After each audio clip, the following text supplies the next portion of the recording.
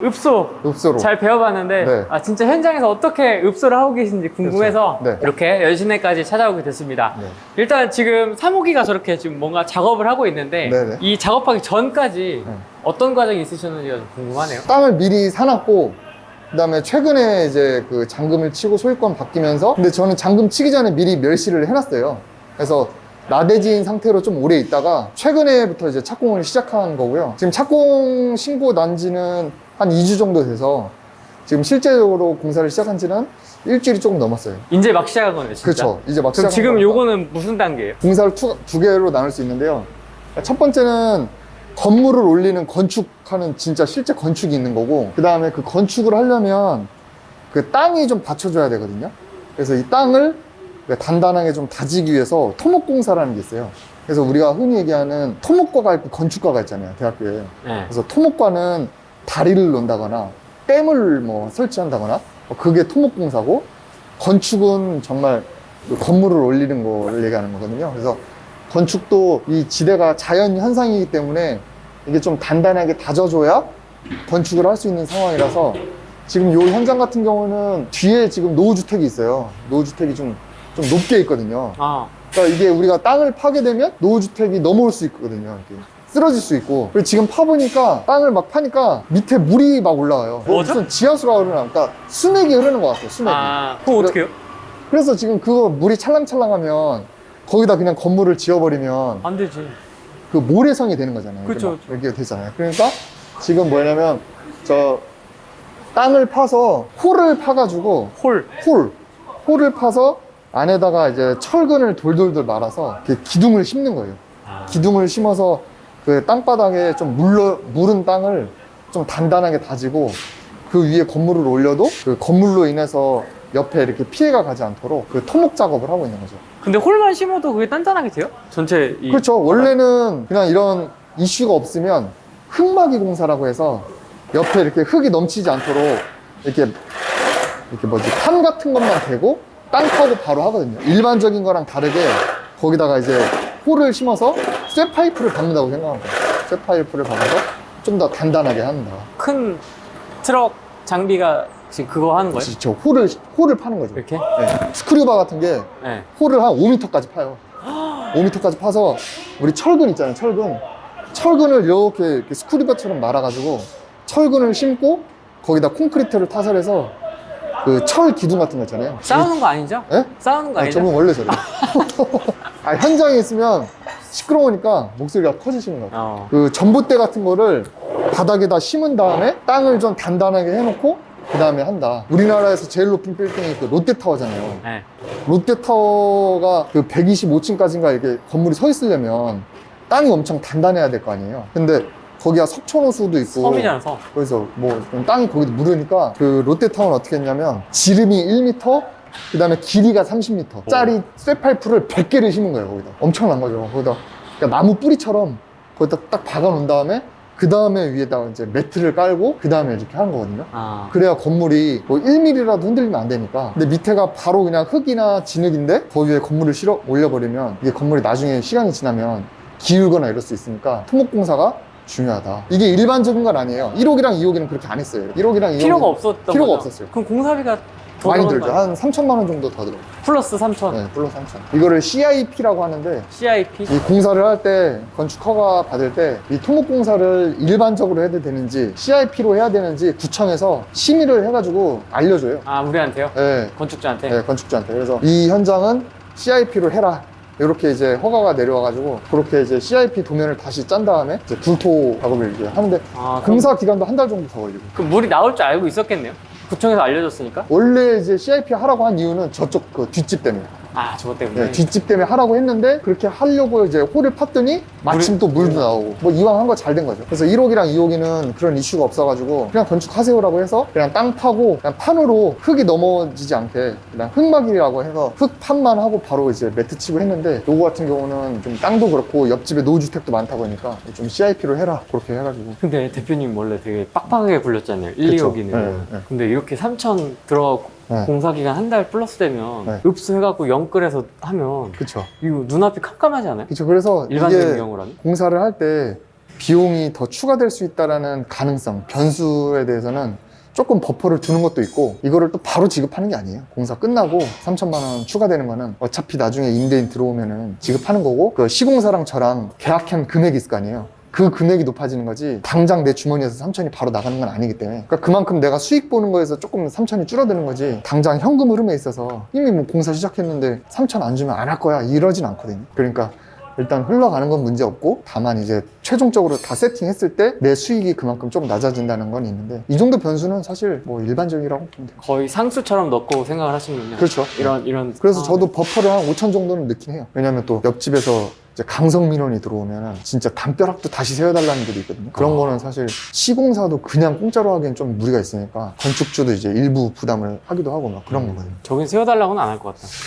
멀쩡하게 있는 거 아니? 예? 그렇죠. 근데 여기 경계선에 딱 담벼락이 있어가지고 공사하다 보면은 아마 크랙도 가고 담벼락이 좀 손상이 되거든요. 그런 경우는 일반적으로는 뭐 다시 해달라는 경우가 많이 있죠. 근데 어차피 이 담벼락을 세우면 이 담벼락 자체가 우리 집이랑 경계도 되는 거니까, 그 담벼락을 새로 했을 때 뭐 이 집이 좋은 것도 있지만 우리가 좋은 것도 있거든요. 심은 다음에는 시멘트를 이렇게 하는 그렇죠. 거예요? 심은 다음에 또 저거? 거기다가 또 철근을 해요. 스퀘어 모양으로 해가지고 이렇게 해서 거기다가 이제 또 콘크리트 타설을 하는 거죠. 그래서 매트 친다고 하는데, 기본 딱 건물을 올릴 수 있게 밑에 뿌리를 받고 쫙 이쁘게 딱 바닥을 이쁘게 이렇게 세팅을 해가지고 그 다음에 이제 건물을 거기에 올리는 거죠. 근데 이런 작업들을 우리가 봐도 그렇죠. 뭘 잘 하는지 못하는지 사실 모르잖아요. 네. 맡기는 건데 그렇게. 그렇죠. 이제 근데 토목도 토목 감리가 있어요. 그 토목도 그냥 시공사가 와가지고 그냥 대충 막 하는 게 아니고, 어디에 쇠파이프를 어떻게 박아라는 게 설계가 다 나오거든요. 그 설계대로 하는지 또 감리가 나와요. 그래서 그 감리가 구청에다가 이걸 제대로 했다라고 보고서를 쓴 다음에 제출하게 돼 있어요. 아, 의무예요? 의무예요. 그 주택 규모에 상관없이. 그렇지, 그렇지. 여기 만약에 하자가 있거나 뭔가 잘못됐을 때 그 감리가 책임지는 거기 때문에, 구청은 바쁘고 이제 그런 거 볼 줄 모르니까 설계사한테 그런 거 위임을 하는 거잖아요. 대신에 너 똑바로 안 하면 면허증도 날아가고 뭐 징역 갈 수도 있으니까 그 사람들은 잘 하는데 이제 감시를 다 할 수밖에 없는 거고, 그래서 상호적으로 보완을 하게 돼 있어요. 진짜 소음이 크잖아요. 네. 근데 지금 옆에도 주택가? 네, 뒤에도 주택가? 그렇죠. 여기도 네. 구옥, 네. 썩빌, 맞아요. 단독주택? 네, 여기도 마찬가지고. 여기도 빌라죠. 이쪽도 마찬가지고. 지금 이 상태면은 우리가 다 설득을 하신 거예요? 이제 양해를 구한 거죠, 미리. 아, 휴지로? 그렇죠. 휴지로 해서 싹 다 돌리고, 공사하는 시간이 정해져 있어요. 주말에는 이제 토요일만 하고 일요일에는 안 하고, 평일에도 뭐 몇 시부터 몇 시까지만 하겠다라고 미리 양해를 구한 거기 때문에 이제 뭐 그 시간에는 어쩔 수 없는 거죠. 정해진 공사 시간 이외에 야간에 한다거나 아니면 주말 일요일 날 한다거나 하면은, 그럴 때는 이제 민원이 들어가면 구청에서도 제재를 가하죠. 고쳐 줄 만한 거 많이 있네요, 보니까. 많이 있어요. 공사를 한 번 하면 주변 환경이 개선됩니다.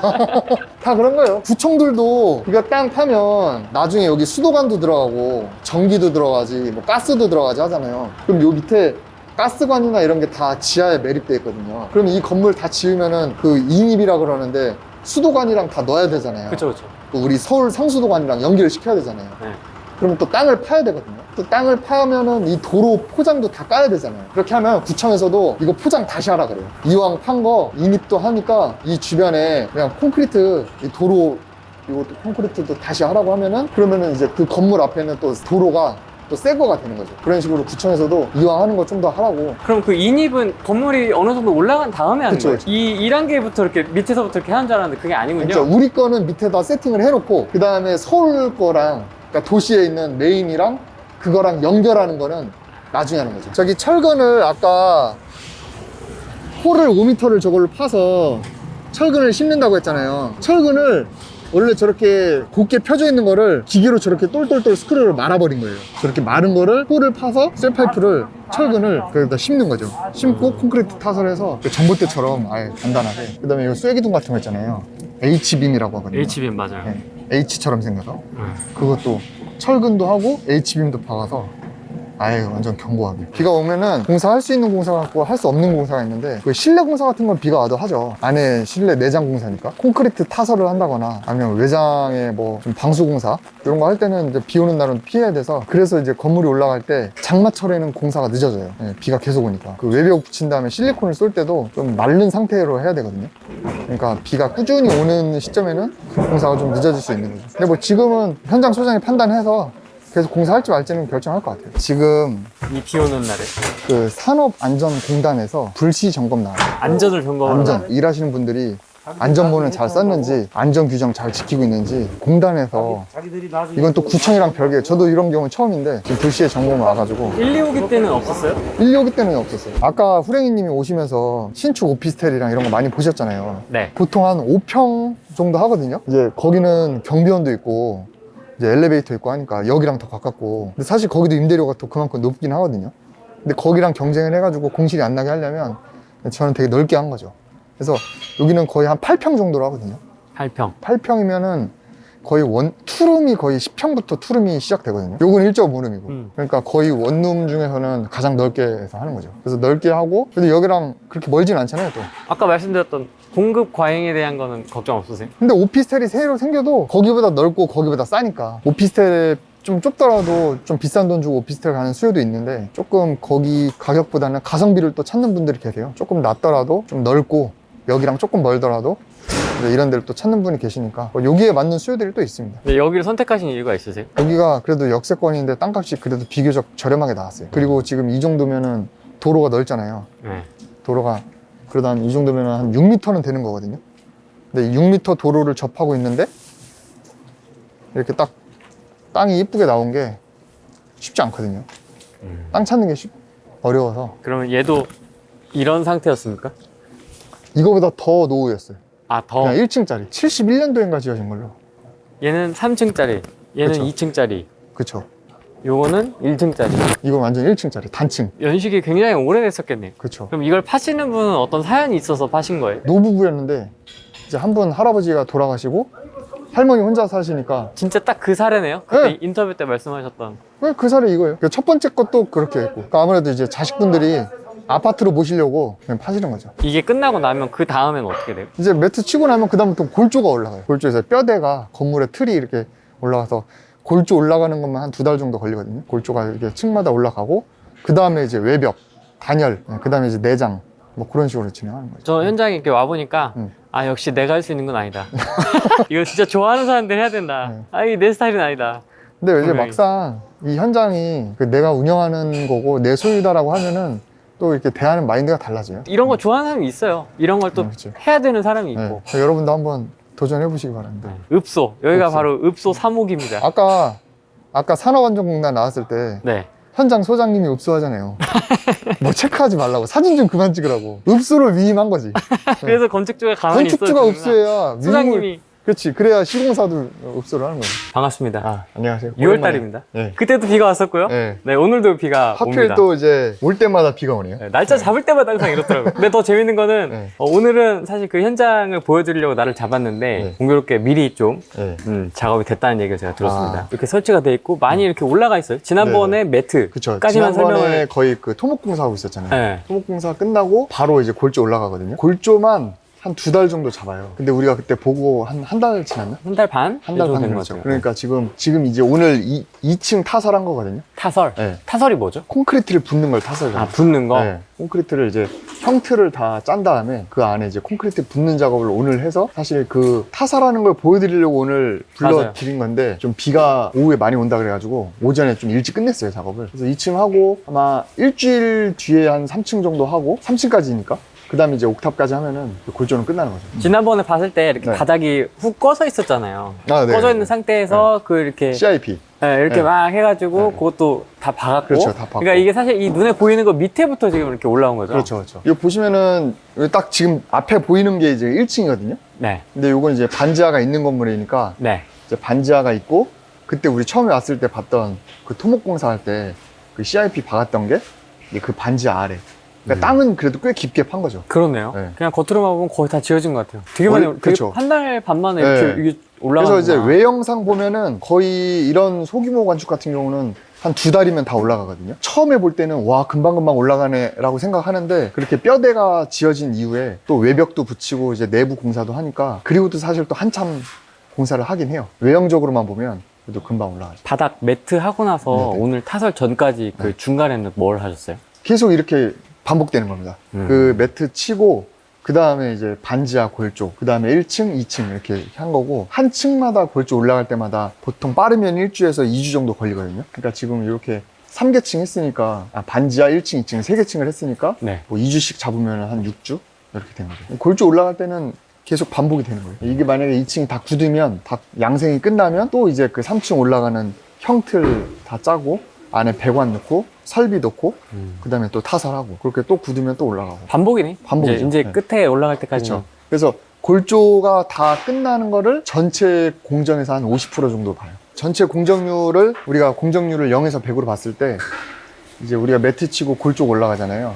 골조가 끝난 거를 전체 공정률의 50% 정도 보는 거죠. 50%면 사실 생각보다 이 외관과 매칭이 사실 그렇죠. 숫자가 네. 좀 안 맞는 것 같긴 해요. 맞아요. 그러니까 우리가 외형적으로 볼 때 쭉쭉쭉 올라가는 거는 70, 80% 이렇게. 예, 정말 뼈대만 올라가는 거예요. 뼈대만 올라가는 거니까 우리가 완전히 공사 끝나는 0에서 100까지로 봤을 때는 요거 뼈대가 끝나는 거는 거의 그냥 50% 정도 보거든요. 그래서 골조 끝나는 거 50% 보고 그 뒤에 이제 50%는 외벽도 붙여야지, 단열도 해야지, 뭐 내부에 뭐 또 기타 여러 가지 공사들이 생각보다 많거든요. 한 달 반 됐고요. 그쵸. 저희 핵심은 읍소인데. 읍소죠. 예, 막 이렇게 막 풍부하게 하는 거 아니에요. 네. 막 쥐어짜는 거잖아요. 쥐어짜는 거죠. 제 돈으로 안 하죠. 네. 네. 한 달 반 지났는데 어떻게 좀 잘 쥐어짜고 계세요? 그러니까 이거는 좀 특이한 경우죠. 아무래도 이제 시공사랑 좀 어느 정도 그 전에 했던 현장 때문에 신뢰가 있어서 이 시공사랑 잘 협의하기 나름인데 일반적이진 않은 거라서 그냥 참고만 하시면 좋을 것 같고. 그러니까 저는 이거를 계약금은 드렸고 처음에 1차 공정을 그냥 은행 대출로 다 충당을 했거든요. 그래서 이제 골조가 끝나면 은행에서 다 그냥 기성금을 줘요. 네.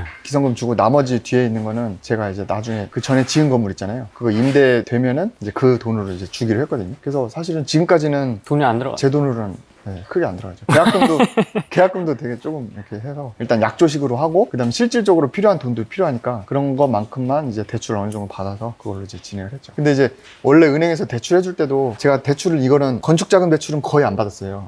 1억 정도밖에 안 받아서 원래는 거의 한 건축비의 한 60, 70% 막 이렇게 받거든요. 그렇게 되면 은행에서도 대출을 해줄 때 여러 가지 조건들을 따지는데 이거는 좀 소액으로만 받다 보니까 그냥 묻지도 따지지도 않고 공정만 잘 이루어지고 있으면은 지급을 해주거든요. 은행에서는 공정 이 진척률을 어떻게 확인해요? 그거를 우리가 감리가 공정률 확인서를 떼줘야 돼요.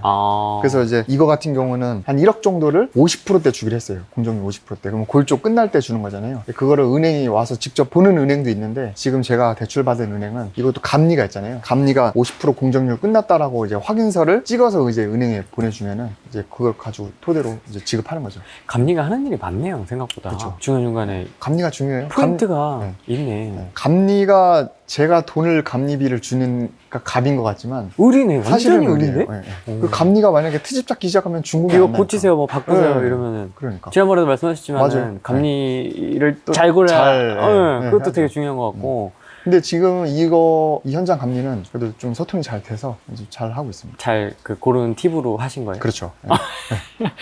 미리 뭐 철거 감리라든지 네, 뭐 그때 그분이 이거 철거 감리했어요. 그 이어서 네. 감리해가지고 지금 이거 현장의 읍소는 여기 옆집. 여기 옆집. 부엌국 그렇죠. 단독주택. 여기 옆집 할머니가 좀 민원이 좀 강성이에요. 강성이요? 네. 예, 한번. 그래서 지금 여기 현장 소장님한테 막 건축주 전화번호 알려달라 그러고 맨날 연락 오고 해서 저희 현장 소장님이 굉장히 스트레스를 많이 받았었거든요. 그래서 근데 골조 올라갈 때 또 시끄럽거든요. 뭐 내부 이렇게 뭐 마감 공사하는 것보다 골조 올라갈 때 시끄러우니까 또 초반에 그래서 이제 스트레스를 많이 받으셨는데 또 현장 소장님이 어떻게? 자체적으로 또 다행히 커버를 또 쳐주셨어요. 어떻게 쳐주셨어요?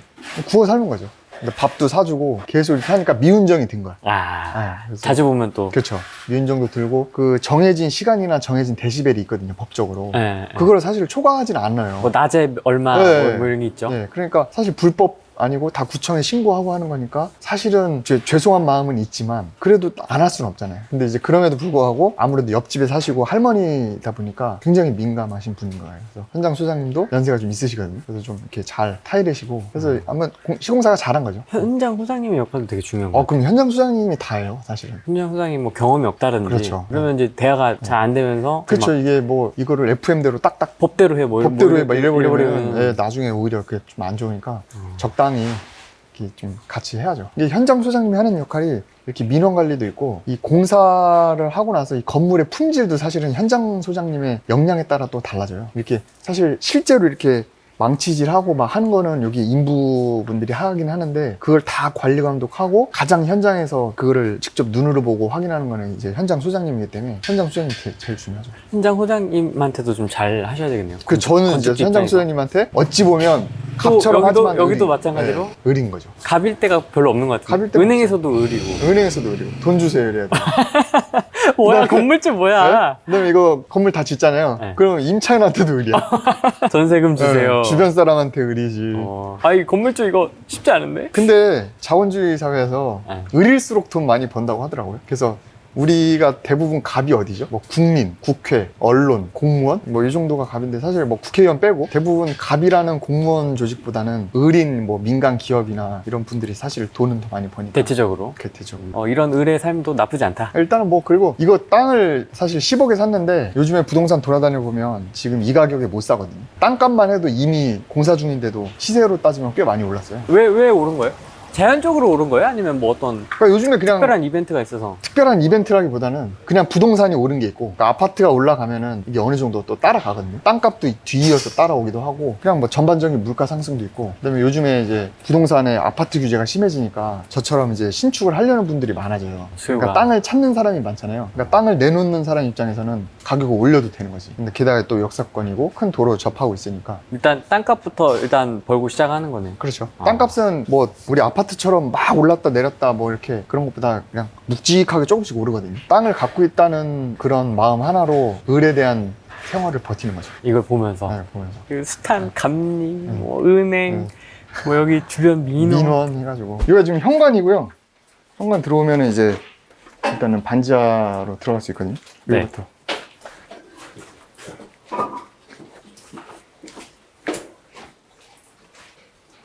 들어가다 넘어지진 않겠지?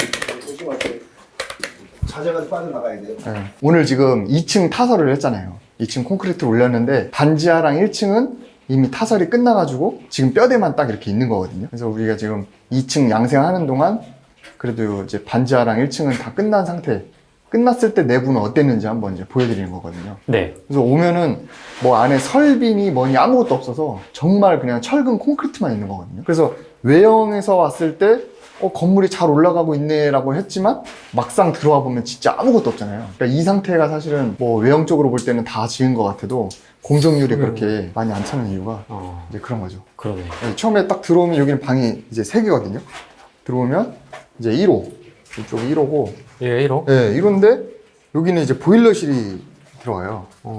여기는 이제 각 층에 방이 3개니까 보일러가 3개가 있겠죠. 이제 여기 보일러 3개가 이렇게 들어가고 이제 보일러 배관 연통이 저렇게 나가는 거고. 그때 봤던 게 2호기였나요? 네, 네. 그때 2호기도 보일러실을 이렇게 따로 빼셨잖아요. 네네네. 이유가 있으세요?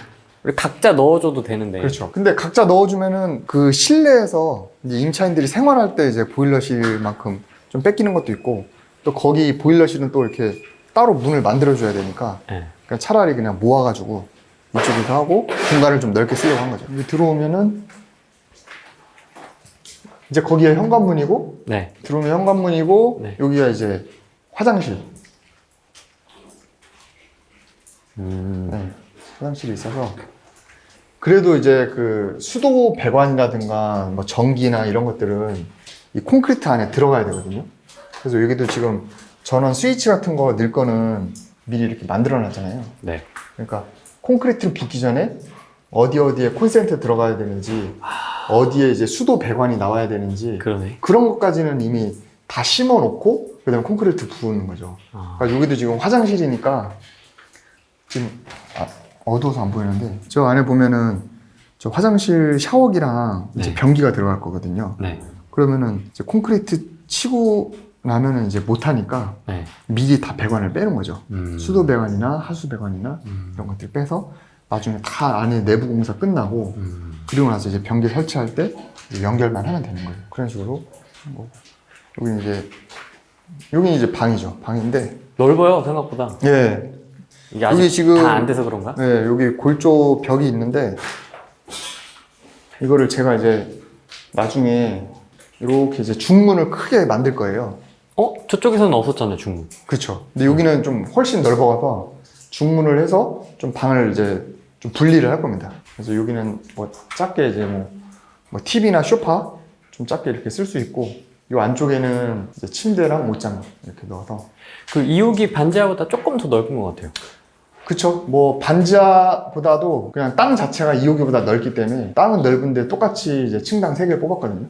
그러니까 아무래도 훨씬 원룸이 2호기보다 넓죠.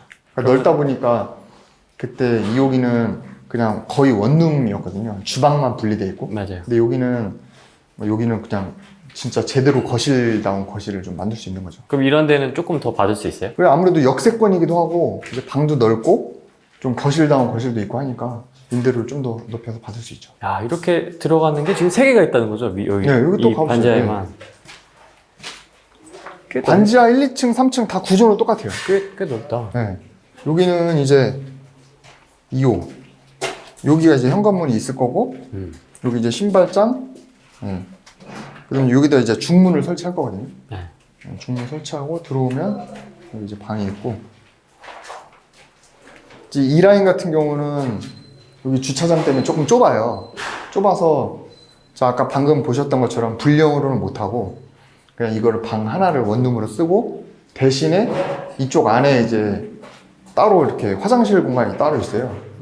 화장실이랑 따로 이렇게 좀 약간 뭐 베란다처럼 쓸 수 있는 약간 팬트리처럼 쓸 수 있는 요 좀 이렇게 나누려고 하거든요. 요거는 아까 봤던 옆 호실보다는 임대를 좀 낮춰야 될 거예요. 그러네, 조금. 네, 조금 낮으니까. 이렇게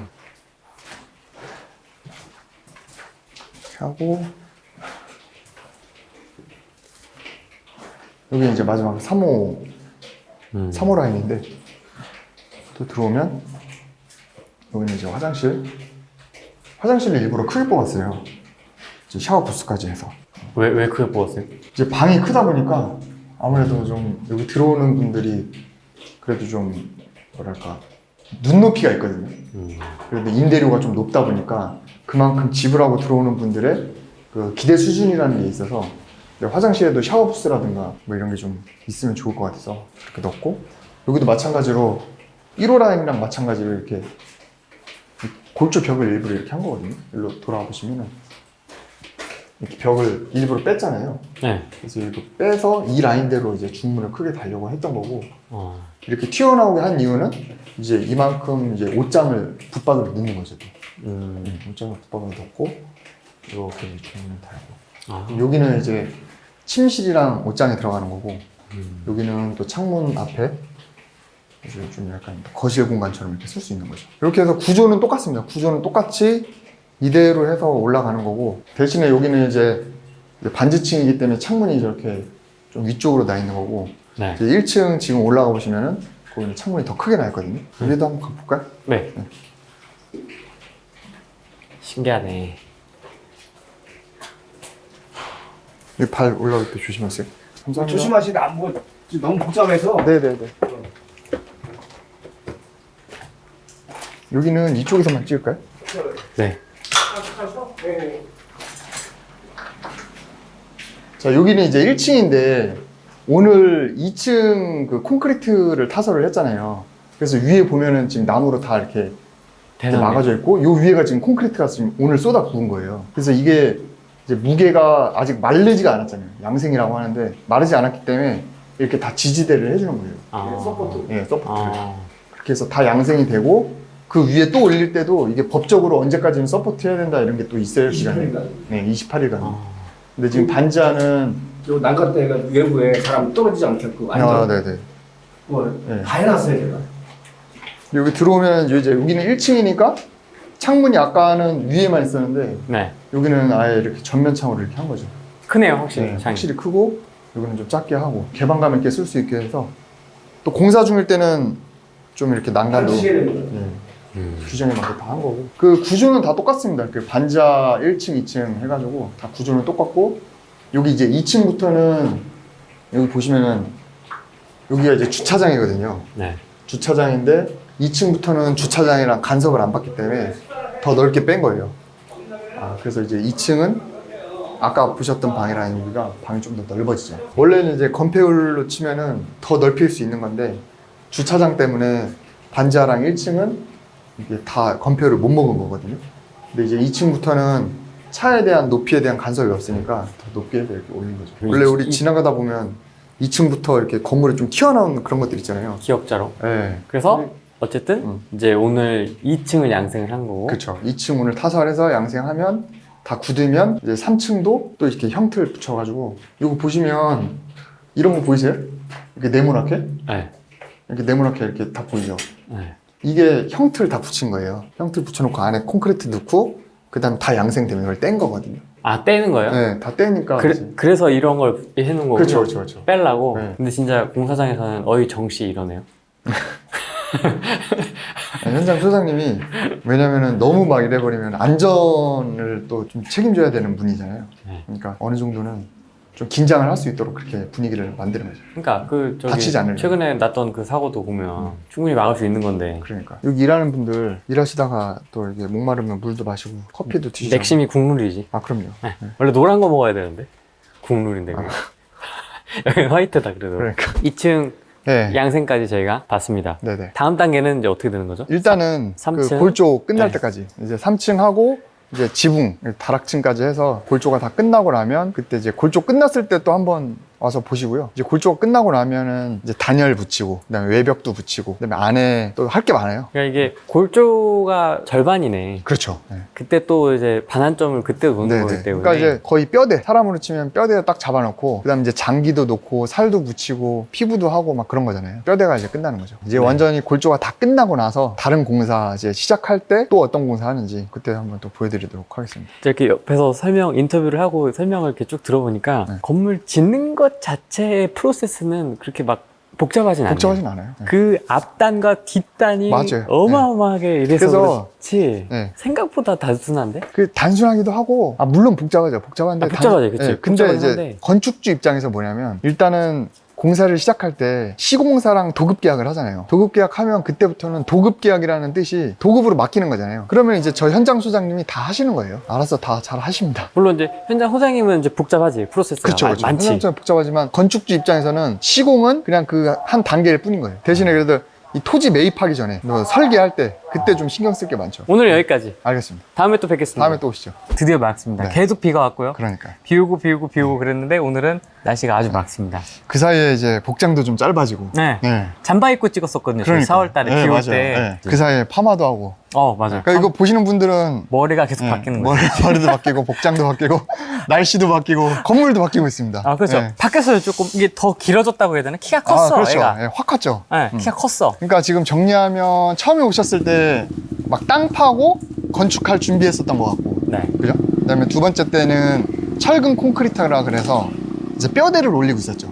그래서 지금은 뼈대가 다 끝났어요. 그러니까 사람으로 치면은 뼈는 다 했고, 골조? 그쵸? 골조 끝났고 이제 피부를 붙이고 있어요. 아, 피부? 네, 피부 붙이고 이제 피부가 붙이면 다음에 오실 때는 이제 눈, 코, 입, 머리카락 붙이고 약간 그런 거 하고 있을 거예요. 우리 공정률을 100으로 보면 네. 뼈대가 끝나면 한 50% 정도 봐요. 네. 그래서 50% 끝났고 지금은 한 6, 70% 해서 이제 피부를 붙이고 있는데 골조가 끝나면은 이제 그 뼈대는 철근이랑 콘크리트로 이렇게 돼 있잖아요. 그러면 이제 그 위에다가 단열재 붙이고 외벽을 붙이거든요. 외벽 붙이면 외벽은 종류가 여러 가지 있는데 저 같은 경우는 돌로 했어요. 돌. 왜요? 그 뭐 이유가 있어서? 돌이 그나마 가성비가 좋고 깔끔해요. 더 비싸게 하면은 뭐 파벽돌도 할 수 있고 더 예쁘게 할 수 있는데 그냥 가장 무난하고 뭐 가성비 있을 것 같아서 외부에서는 단열재랑 외벽 붙이고 있고 지금 내부에서는 문틀, 우리 이제 현관문 같은 거 문이 들어가기 위한 문틀이 들어가고 이제 샤시도 들어가고 그다음에 목공사라 그래서 이제 우리 뭐 석고보드 붙일 목공사도 다 하고 있고 그래서 외부에서 볼 때는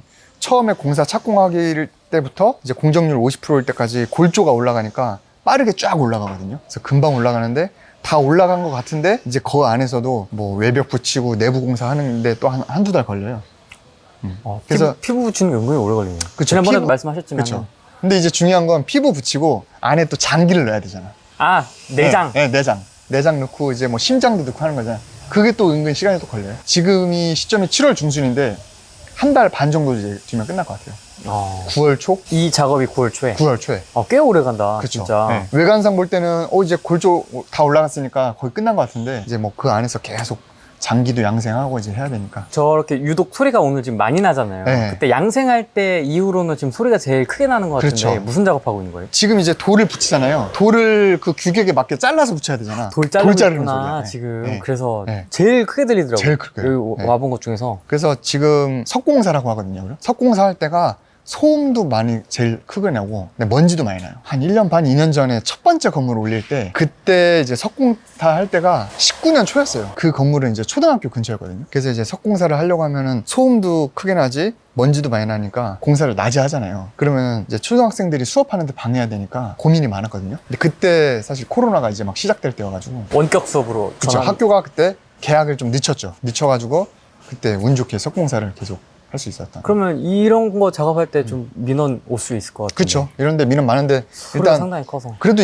일반 주택가니까 그나마 나은데 학교 같은 데는 어떻게 해요? 그쵸. 그 당시에는 학교여가지고 민원을 많이 걱정했었는데 다행히 이제 코로나 때문에 민원이 잘 넘어갔죠. 그러면 그런 학교 같은 데서나 공공기관이나 이런 데서 민원이 오면 어떡해요? 그런 데는 장난 아니에요. 그때는 막 시공사 대표 부르고 막 오라고? 예, 오라고 막 그래서 교장 선생님 막 부르고. 학생들이 막 먼지를 마시고 있습니다. 그러니까 막, 예. 막 가래 수업이 안 되니까. 막 주먹만한 먼지가 나옵니다. 막 이러거든요. 그래서 일반 주택에 있는 민원보다 학교 수업 자체가 안 되니까 그런 거는 조금 구청에서도 예민하게 받아들이죠. 그런 경우는 어떻게 해야 돼요? 그런 경우는 뭐 진짜 공사를 진짜 왕읍소해야 되나? 예, 왕읍소를 하거나 아니면은 수업 끝나고 하거나 아, 오후에? 예, 오후에 하거나 이 단계가 끝나고 나면 이제 그 다음에 또 뭐죠? 이제 뭐 피부가 끝나면 지금 저기 멀리 보이면은 바깥에 이제 막 보호막이라고 해야 되나?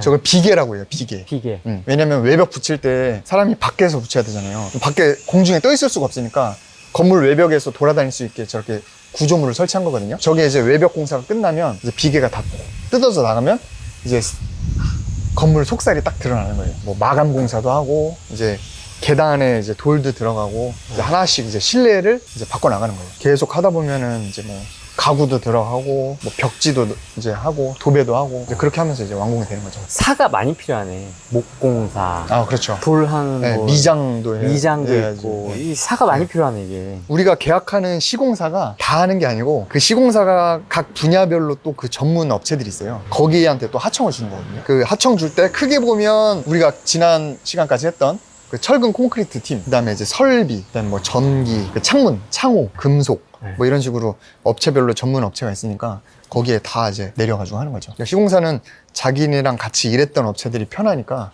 그렇게 약간 팀을 이뤄서 이제 하는 겁니다. 어떤 사업체가 하나 딱 되면은 그렇죠. 프로젝트성으로 같이 이제 그렇죠, 그렇죠. 같이 거래하던 업체가 편하니까. 저 시공사랑 지금 벌써 두 번째 현장이거든요. 그러다 보니까 이제 저 같은 경우는 그 시공사 밑에 있는 업체 사장님들이랑도 몇 명 안면을 텄죠. 그러다 보면 이제 이렇게 현장 여러 개 하다 보면 건축주가 직접 나중에는 시공사를 차려서 그런 업체분들이랑 다이렉트로 컨택을 해가지고 그럴 수도 있겠다. 네, 그렇게 하는 경우도 있어요. 다음에 후랭이님 또 오시면 그럼 비계가 벗겨져 있는 건가요? 그때는 벗겨져 있을 것 같아요. 아. 네, 지금 저 근접 촬영도 할 건데 이제 다 벗겨져 있으면 그때는 피부는 다 붙여진 거고 그때는 이제 안에 뭐 오늘도 찍겠지만 그 다음부터는 안에 좀 장기가 하나씩 이루어져 가는 거 마감이나 이런 거 그게 이제 내부도 거의 끝나갈 때쯤에는 이제 인입 공사를 해요. 인입. 네, 왜냐면 이제 저 건축물이 실제로 쓰려면 전기도 들어가야 되죠. 가스, 수도 이런 게 지금 우리가 서 있는 도로에 구청에 있는 시에 들어가 있거든요. 다 연결을 해가지고 또 인입도 해야 되고 마당 공사도 해야 되고. 초반에 막 어려움을 겪었던 땅 파면서 막 이슈가 있었잖아요. 아, 그렇죠. 예. 뭐 이렇게, 네. 이렇게 하기도 하고 네네네. 막 했잖아요. 네. 좀 그런 큰 굵직굵직한 어려움은 이제 좀 넘어갔다고 보면 돼요. 그렇죠. 일단은 제가 봤을 때 큰 허들 중에 하나가 일단 멸시를 하고 그러니까 기존 주택을 없애놓고 착공을 하기 전에 착공하기까지의 약간 뭔가 큰 허들이 있는데 그래서 제가 아는 현장도 지금 보면은 요즘에 광주 철거하다가 사고 난 거 아시죠? 네. 그것 때문에 더 뭔가 구청에서 강화됐거든요. 그래서 이제 멸시를 한다거나 아니면 굴토 땅 파가지고 뭐 심의를 한다거나 할 때 더 까다롭게 보기 때문에 저는 그나마 그 사건 이전에 끝나가지고 다행인데 지금 하고 있는 업체 현장들은 뭐 그런 거에 있어서 좀 더 시간이 더 걸리고 있는 상황이거든요. 그럼 뭐 어떤 걸 좀 더 신경 쓰라고 하는 거예요? 그러니까 뭐 그전에는 뭐 토리판이나 뭐 흙막이나 해도 충분히 될 현장이었는데 그거를 이제 CIP로 하라고 한다거나 더 튼튼한 걸로. 더 튼튼한 걸로 한다거나 아니면은 지금 이렇게 노후주택들이 많을 때는 옆에 있는 담장이나 이런 게 또 쓰러질 수 있잖아요. 그러니까 이제 그런 거에 대한 보완책을 더 마련하라고 한다거나 그런 식으로 해서 구청에서 하나라도 더 사고를 미연에 방지하려고 더 걸고 넘어지는 거죠. 신경 쓸 게 많아지는 거죠. 실내 공사하는 것도 한번 찍으시고 그 다음에 이제 또 완공될 때 뭐 한 번 더 찍으시면 될 것 같고. 알겠습니다. 네. 그럼 이제 저희가 안에 들어가서 이게 소음 때문에 맞아요. 소음 거의 때문에 안 들릴 거예요, 네. 오디오는. 네. 그래도 일단은 한번 상황이 어떤지. 네네. 이게 떨어져 나갔다고 하니까 그 기둥 받치고 있는 게 가서 한번 보도록 하겠습니다. 그래서 뭐 거기는 뭐 나레이션을 깔거나 아니면은 참고 영상만 일단 하고 네, 그 정도로만 네. 봐주시면 될 것 같아요. 다음에 오실 때 또 제가 다시 설명드리면 되니까. 네. 지금 안에 저기 은박지로 보이는 거 저게 지금 단열재거든요. 그 철근 콘크리트 했던 거에다가 단열재 넣고 그 위에다가 이제 외벽을 붙이는 거예요. 이 바깥에 외부에서 이렇게 일할 수 있게 이런 구조물을 이제 비계라고 하는 거죠. 그래서 밖에서 저렇게 단열재 붙이고 이제 여기 지금 돌 자르는 데거든요, 여기가. 그래서 물을 뿌려놓는 그렇죠. 거군요. 돌 자를 때 먼지 많이 나니까 그 규격에 맞게 잘라가지고 이제 붙이는 거예요. 그래서 여기 세차도 해줬어. 네. 먼지 많이 나니까 막 세차도 해주고 맞은편 차도 막 세차해줘요. 그 기둥이 다 빠졌어요. 네, 다 빠지고 이제 실내는 이렇게 이제 뭐지 화장실 문이라든가 이런 거를 지금 여기 후레이님 서 있는 여기 우리 방화문 여기도 지금 틀 만들어놨죠, 그죠? 네. 네, 이 틀도 놓고 네, 이게 우리가 골조 했을 때 그 벽이거든요. 네. 거기에 이제 여기 방화문 넣은 거고 이제 천장에는 우리가 이제 석고보드 붙이기 전에 목공사를 하는 거예요. 나무로. 나중에는 여기 이제 샤시도 들어와요, 샤시. 샤시. 네, 샤시가 이렇게 돌공사 끝나면 여기 샤시도 들어오고 그다음에 이거 이제 목공사 할 때부터 틀을 잡는 게 이 안에 이제 간접등을 넣을 거여가지고 미리 여기서부터 이제 틀을 잡아놓는 거죠. 네, 잡아놓고 나중에 오시면은 이제 여기 실내가 좀 정말 이게 공사장 같지 않고 실내다운 실내로 약간 이렇게 바뀌어 있을 거예요. 이거 아직 안 뗐네요.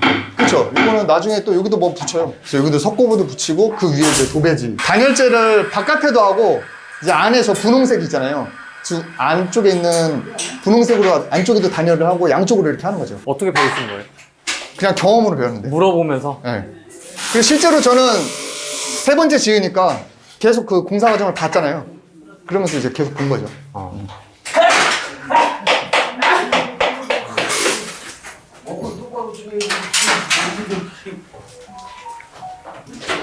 나중에 화장실 같은 경우는 이제 여기서 이제 방수도 해요. 우리가 이제 고마스라 그래서 이렇게 방수 처리도 하고 그다음에 이제 화장실도 집어넣는 거죠. 지금 화장실도 그냥 요 정도 상태. 네. 저 안쪽에 골조가 있고 이게 목공사를 통해서 이렇게 덮는 거죠. 네. 덮어서 안에 배관들 같은 게 있고 저 전선이 나와 있거든요. 전선. 저건 이제 처음에 콘크리트 타설 할 때부터 저런 걸 미리 이렇게 다 뚫어 놓은 거예요. 그래서 전기선을 이렇게 뺄 수 있게 콘크리트 타설할 때 그래서 설계할 때 타설 전에 미리 이렇게 콘센트 위치나 전구 위치를 다 확인해야 되는 이유가 미리 이렇게 구멍을 빼놓지 않으면 사실 전기선을 못 빼거든요. 실수로 막으면 어떻게 돼요? 실수로? 네. 실수는 용납할 수 없어요. 바닥이 이렇게 돼 있잖아요. 이렇게 우리 처음에 왔을 때 이 골조 끝나면 이거 이렇게 기둥 막 있었잖아요. 네. 기둥 막 있었는데 이거 골조 끝나면 그 다음 것도 하잖아요. 그럼 그 기둥을 위로 올려야 되잖아. 위로 올릴 때 계단으로 가면 힘드니까 구멍을 뚫어놓고 여기서 올려버리는 거야. 그러니까 아래층에서도 위로 이렇게 올려버리고 한두 개가 아니니까. 한두 개가 아니니까 공사의 편의를 위해 그 다음에 이제 이걸 막는 거야. 막은 거구나. 저거 뭐 외관상 빨간 벽돌은 아닌데 딱 봐도 한 30년은 넘은 집 같잖아요. 그죠? 네, 누가 봐도. 네, 누가 봐도. 여기 지금 역세권인데 지금 주변에 이렇게 신축 빌라도 있고 상가주택도 있고 한데 여기에 이런 단독주택들이 아직도 있단 말이죠. 근데 이런 거는 집주인이 혼자 살거나 그럴 확률이 높아서 이런 걸 매입을 해서 뭐 이런 식으로 1층에 상가, 위에는 원룸 이런 식으로 이제 많이 짓는 거죠. 단독주택 좀 오래된 게 옆에 붙어 있잖아요. 그러니까 대부분 이런 거는 같이 사서 한 번에 개발하는 게 훨씬 수익이 많이 날 거예요. 건축하기 전에 그 보는 뷰로는 뭐 아까 봤던 다가구나 이런 단독 같은 걸 사서 지어야 되는데 이런 거는 이제 상가주택이죠. 우리가 흔히 알고 있는 상가주택. 1층에는 상가를 넣고 위에는 주택을 넣은 거. 네. 제가 볼 때 이거는 지금 1층 상가 넣고 위에는 그냥 다중이랑 근데 위에는 다중으로 지은 것 같아요. 그래서 지금 주차장이 그렇게 많이 안 들어갔거든요. 그래서 지금 이거는 건물 남는 공간을 주차장으로 이용했기 때문에 지금 상가랑 다중주택을 하는 것 같고 요 옆에 보시면은 이런 거는 아까 보셨던 건물이랑 사이즈는 비슷한데 지금 주차장이 훨씬 많잖아요. 근데 이런 거 같은 경우는 그냥 단독 주택이 아니고 다세대 주택이라 그래가지고 이제 각각 개별 등기가 돼 있는 거죠. 건물을 지어서 내가 건물을 다 가지고 싶어요 하면은 그 다가구나 다중주택을 지어서 거기 세입자를 넣고 건물을 다 지으면 되는 거고 조금 더 넓은 땅에 내가 건물을 지어서 그냥 시세 차익을 남기고 싶어요 하면은 이렇게 다세대를 지어서 분양을 하면 되는 거죠. 분양을 해서 빼고 털고 나가는 거고. 이렇게 지금 사람이 좀 많이 다니는 유동인구가 있는 데는 네. 그냥 100% 다중주택을 짓는 게 아니고 1층에다 상가를 넣어요. 이렇게 섞어서. 네, 섞어서. 다 이제 상가를 넣었잖아요. 그럼 그런 판단도 해야 되겠네요. 판단해야죠. 내가 상가를 하나 넣을 건지 네네. 말 건지. 네. 다 장단점이 있는데 대표님은 여기는 안 넣으셨고. 저기는 안 넣었죠. 저기는 이 정도 유동인구는 없어요. 아. 딱 주택가기 때문에 그럼 상가를 넣으면 수익률이 더 좋아져요? 그것도 월- 세팅하기 나름인가? 세팅하기 나름인데 1층에 상가 놓으면은 일단은 세금적인 측면에서 상가는 뭐 세금이 조금 규제가 좀 덜하니까 그런 측면도 있고, 일단 월세로 전환했을 때 수익률은 좋고 나중에 매각할 때도 건물 가치는 좀 더 높게 쳐줘요. 근데 그 이유가 단순히 상가가 있다라는 이유도 있지만, 상가가 있다는 것 자체가 유동인구가 있다는 거고, 유동인구가 있다는 것 자체가 땅값이 입지가? 비싸다는 거거든요.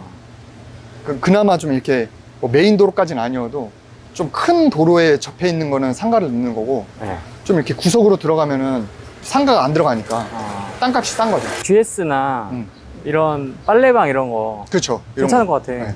근데 이런 거 보면은 같은 입지인데도 불구하고 이거는 그냥 반지하를 파서 그냥 다 주택으로 한 거죠. 아, 이것도 다중주택인데 네. 이것도 뭐 상가를 넣어도 나쁘진 않았는데, 이거는 그냥 건축주가 다 그냥 반지하까지 파가지고 그냥 다 주택으로 한 케이스죠. 이건 어떻게 보면 월세 수익 극대화. 뭐 월세도 그렇고 아니면 전세로 해도 되죠. 아, 전세로? 네. 그래서 초기에 내가 건물 지어놓고 내 투자금을 최소한으로 하고 싶다, 그러면 일단 세입자 세팅을 전세로 일단 해야 되거든요. 네. 근데 그럴 때는 이렇게 하는 거고, 뭐 내가 건물 지어서 월세를 좀 극대화 해가지고 팔거나 좀 그렇게 하고 싶다, 그러면 이제 좀 상가를 넣어요. 지금 우리가 걸어가는 방향이 네. 역방향이죠. 역방향이에요. 연신내요. 연신내 역 쪽으로 가고 있는 거거든요. 네. 근데 지금 여기는 일반 주거 지역이에요. 근데 여기랑 가까워지면 준주거 지역이랑 상업 지역으로 가는 거거든요. 갑자기 키가 커졌다. 갑자기 키가 커졌죠. 지금 여기는 그 2종 일반 주거 지역이에요. 그래서 주거 지역 같은 경우는 일조권이 있기 때문에 저렇게 해서 쭉 올라가다 보면은 건물이 조금씩 작아지잖아요. 지금 이쪽이 북쪽이라서 점점 이렇게 이쪽 건물의 일조권을 보장해 주려고 좀 저렇게 깎인 거거든요. 그리고 건물도 그렇게 높지가 않죠. 용적률이 낮기 때문에. 거의 비슷한 위치에 있는데도 그렇죠. 이게 도로 하나로 이 갈리네. 도로 하나로. 예, 여기는 상업지, 여기는 일반 주거. 그러니까 상업지 같은 경우는 일조권을 안 받거든요. 일조권도 안 받고 용적률도 높기 때문에 그냥 이렇게 쭉 올리는 거죠. 깎은 게 없어. 깎은 게 없고. 그냥 그러니까 그냥 올라가는 거야. 그렇죠.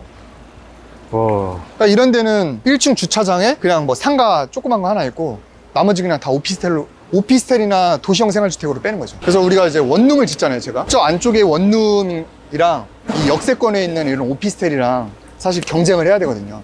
그래서 이런 오피스텔은 여기랑 가깝고, 그다음에 주차도 되고, 그다음에 좀 뭔가 높으니까 좀 쾌적할 거 아닙니까? 근데 그런 거에 비해서 원룸은 사실 조금 멀기도 하고 뭐 반지하도 있고 이러다 보니까 좀 싸고 넓거나 그렇게 해야 되죠. 그래서 네. 조금 넓게 빼셨죠? 넓게 지난번에 빼죠. 설명하셨듯이. 넓게 빼거나 아니면은 조금 이거보다는 좀 저렴할 수밖에 없죠. 같은 평수라면. 내가 OP다 그러면 OP로 가고 음. 좀 난 멀어도 좀 저렴한 걸 찾는다 그러면 이제 절로 그렇죠. 가는 거고. 그런데 이제 이런 오피스텔 같은 경우는 관리비가 또 비싸요. 관리비가 비싸고 엘베도 있는 대신에 관리비 비싸고, 이제 원룸 같은 경우는 관리비 5만 원에서 7만 원 정도니까 그런 면에서 좀 메리트가 있는 거죠. 어쨌든 다 멸실시키고 상업지 멸실시키기 쉽지 않겠다. 그렇죠. 거의 없다고 보면 되고, 근데 이런 데 하려면 땅이 또 커야 되잖아요. 커야 되니까 한 필지만 이렇게 작업하는 게 아니고 그 여러 개를 한 번에 개발해야 돼요. 그러니까 자금력도 있어야 되고, 그 땅을 매입하기 위해서 정보력도 좀 있어야죠. 그냥 이렇게 호텔을 지어가지고 숙박시설로 짓는 거죠. 아니면 내가 운영을 할 수도 있고. 그렇죠. 운영을 해도 되고, 아니면은 그 모텔을 운영하는 사람한테 임차인으로 둬도 되고, 그치. 위탁으로 맡기거나. 물론 이제 뭐 요즘 경기나 이런 거에 따라서 좀 많이 그렇죠. 있겠지만은 네. 코로나다 뭐다 막 이러니까. 근데 이제 모텔은 경기를 크게 안 타는 것 같아요. 코로나도 안 타고. 아, 그래요? 네. 모텔의 용도가 있잖아요. 남자가 이 세상에 있는 이상은 아, 무슨 용도죠? 그거는 뭐 후레이님도 알고 있잖아요. 쉬는 쉬는 편안하게 정도. 휴식할 수 있는 쉬고 힐링하고 힐링하고. 사랑도 하고. 자, 이제 건축을 좀 하려고 생각하는 분들은 네. 아, 이게 건물 높다 이런 게 아니고, 아, 이게 참 맛있게 생겼다. 아, 네. 이런 걸 보여야 돼요. 아, 썩은 걸 봐야 되는 썩은 거 봐야지. 그러면 입지를 보는 거죠, 입지. 와, 이렇게 했을 때 내가 만약에 여기서 개발을 했을 때 어떤 건물이 되겠구나. 이제 그런 걸 생각하셔야죠. 그리고 딱 보세요. 도로에 보면 오른쪽은 높고 왼쪽은 좀 낮잖아요. 그리고 이게 땅 볼 때 용도 지역이 그만큼 중요한 거예요, 이렇게. 아, 그러네. 키 차이가 많이 나요, 이제. 차이가 많이 나죠. 여기 오니까. 땅값이 클래스가 다르죠, 아예. 용적률이랑 일조권이 있기 때문에. 그 원룸을 지을 때 네. 어디에 지어야 되냐 이런 걸 많이 물어보시더라고요. 땅을 찾아야 되니까. 땅을 찾을 때. 네. 그래서 뭐 이런 건축법이나 일조권 이런 것도 있는데, 일반적으로 우리가 원룸을 찾을 때는 그 원룸 지어서 거기에 누가 들어오느냐를 고민해 보면 되거든요. 근데 거의 사회초년생이나 아니면은 뭐 대학생들이나 이런 분들이 많이 들어오잖아요. 그러니까 이제 역세권이나 아니면은 이렇게 주변에 편의시설이 있는데, 그러니까 이런 편의점이나 술집이나 이런 지역이나 이런 입지 있는데 원룸을 지어야 좀 그래도 수요자가 많이 들어와요. 연신내 같은 경우는 사실은 은평구에서 상권이 제일 좋은 데거든요. 좋으면서도 물론 이제 물리적으로는 도심지랑 좀 멀리 있지만 뭐 교통은 그래도 연결이 돼 있기 때문에 이런 데는 사람들이 그래도 술 마실 때도 많고 여기 광화문 한 방에 올 수 있어요. 한 방에 올 수 있죠. 네. 근데 모텔도 있고. 특히 저 메인 거리로 나가면 네. 굉장히 이게 활성화가 잘 돼 있잖아요. 아, 그렇죠. 메인 거리 한번 가보시죠. 차가 이렇게 계속 그러니까. 이쪽 이면도로 쪽에 네. 이렇게 계속 수시로 왔다 갔다 한다는 것 자체가 이런데 식당도 많고 술집도 있거든요. 네. 여기 맛있어요. 가까이 역으로 오니까 네. 건물의 덩어리가 더 커지는 거예요. 그렇죠. 덩어리가 키도 커졌고 커지고. 네. 덩어리가 엄청 커졌어요. 네. 여기 지금 다 오피스텔이잖아요. 네. 아까 저희 원룸이랑 걸어서 지금 2, 3분밖에 안 되는데 여기는 훨씬 더 역세권이죠. 초역세권. 엄청 커요. 예, 이런데 밑에 상가도 있고 아직 분양이 다 안 된 건데 이것도 신축 오피스텔이에요. 1층에 상가 있고 건물 쫙 올라갔죠. 여기 보세요. 오. 예. 그리고 이런 게 여기 또 지어지려고 여기 개발이 된 거예요. 이런 식으로. 저 앞에 보면 이런 쓰러져가는 상가들 있잖아요. 이게 이제 나중에는 뭔가 개발이 돼서 이런 식으로 개발이 되고 이제 이렇게 이렇게 되는 되는 거죠. 거구나. 예. 근데 이런 거는 사실 사는 게 쉽지는 않겠죠. 개발하기. 이거 어떻게 막 뭐 돈을 어쨌든 그러니까. 하고 명도를 해야 되니까 팔지도 잘 않을 것이고. 팔지도 않고. 근데 그럼에도 하는 이유는 그래도 수익이 난다는 거죠. 그럼에도 불구하고 근데 이렇게 높게 올리니까. 엄청 높습니다, 여러분. 이게 지금 제가 앵글이 안 돼 갖고 못 보여드렸는데 지금 이게 이렇게 올라가거든요, 이렇게. 여기 약간 이렇게 이런 데. 이런 느낌. 근데 이런 데 식당이 반찬도 깔끔하고 맛있어요. 저희가 지금 이제 주택가부터 이렇게 쭉 지금 그렇죠. 올라오는 여기에 거잖아요. 또 주택가고 예, 올라오는 거고. 이런 느낌으로. 예. 저 안에도 보면 막 노후된 빌라도 있고 뭐 많이 있어요. 바로 앞에 연신내역 GTX 공사를 하고 있는 거예요. 그래서 지금 우리가 바라봤을 때 저 건너편이 가련동이고 지금 이 큰 길을 기준으로 우리가 걸어왔던 데가 대조동이고 가련동은 상권이 엄청 더 발달돼 있어요. 로데오 거리도 있고 대조동은 비교적 주택가고 그 다음에 저 반대쪽으로 가면 불광동. 불광동. 네, 불광동도 불광동. 알아요. 주변에 아파트 재개발되고 있는 데가 있는데 저 가련동 저 건너편에 가련 1구역. 가련 1? 네. 그 다음에 우리가 걸어왔던 데 대조동 건너편이 이제 대조 1구역. 그게 지금 진행되고 있죠. 진짜 사람 많이 다닌다. 여기가 아마 이제 역시. 네, 거의 뭐 서북부에서는 상권은 제일 좋은데 이런 데는 평당 1억씩도 해요. 네, 아무리 은평구여도 뱀의 머리기 때문에 완전 초역세권이나 연신내역 바로 앞에 이런 데는 거의 평당 1억 가까이 하고 좀 안쪽으로 들어가야 사실 우리가 그 개발할 수 있는 좀 평당 좀 낮은 데는 이제 주택가로 들어가야 되는 거고. 저희가 이제 밥을 먹으러 가려다가 네. 갑자기 되게 재밌는 걸 봐가지고 이게 지금 오피죠. 네, 오피스텔이요. 오피숲 사이에 네. 이렇게 완전히 낡은 노후주택이 있는 거예요. 여기가 지금 연신내역에서 걸어서 거의 1분 30초 거리거든요. 뛰어가면 30초 안에 올 수 있는데 다 지금 상업지역에 오피스텔로 개발을 해놨는데 지금 여기 지금 노브랜드가 있어요. 노브랜드가 대로변에 있기 때문에 사실 저거는 근생 건물이어서 저거는 아마 개발이 어려울 것 같고 그거 빼면은 사실 저 뒤에 있는 빨간 다가구랑 요 앞에 단독이랑 2개 남은 거예요. 2개 남은 거거든요. 그러니까 이거 개발하면 지금 땅 모양도 좀 별로 안 좋을 것 같고 요 사이에 또 도로도 있어가지고 단독으로 개발해야 되는데 지금 용적률이 높잖아요. 여기 일조권도 없이. 그럼 높이 올릴 수 있겠죠. 근데 땅이 작잖아요. 그러면은 높이 올리면은 집이 많이 들어가잖아요. 그런데 이런 데는 집 개수만큼 거의 또 주차장이 있어야 되거든요. 근데 주차장까지 넣기에는 바닥 면적이 너무 작은 거죠. 그러니까 어차피 그 주차장에 맞게 용적률을 쌓아버리면 또 용적률을 다 못 찾아 먹고 그러니까 좀 애매한 거죠. 땅이 작으니까. 주거 지역에 있으면 어차피 뭐 일조권이나 용적률이 낮기 때문에 작은 땅 같은 경우에는 원룸 건물이나 상가주택 같은 거 지을 수 있는데 이렇게 막 높게 지을 수 있는데 이런 데 작은 땅이 있으면은 다 같이 개발을 해야 되는 거죠. 저는 또 황금돼지님 건물에 나와 있습니다. 안녕하세요 여러분, 황금돼지입니다. 네. 저희가 7월 달에 막 이런저런 작업들을 하고 있었고 네네. 그때는 건물이 새까맸거든요. 그렇죠. 지금 뽀해졌어. 네. 네. 어떻게 된 거죠? 그전에는 이제 막 그 비계라 그래서 이제 외벽 공사를 하려면 사람들이 이제 공중부양이 안 되니까 네. 거기에서 이제 붙어가지고 이제 일을 하려면 다 이렇게 그 아시바 또는 비계라고 하는데 그걸 다 해놨었죠. 네. 근데 이제 외벽 공사가 끝나서 그걸 다 덜어냈거든요.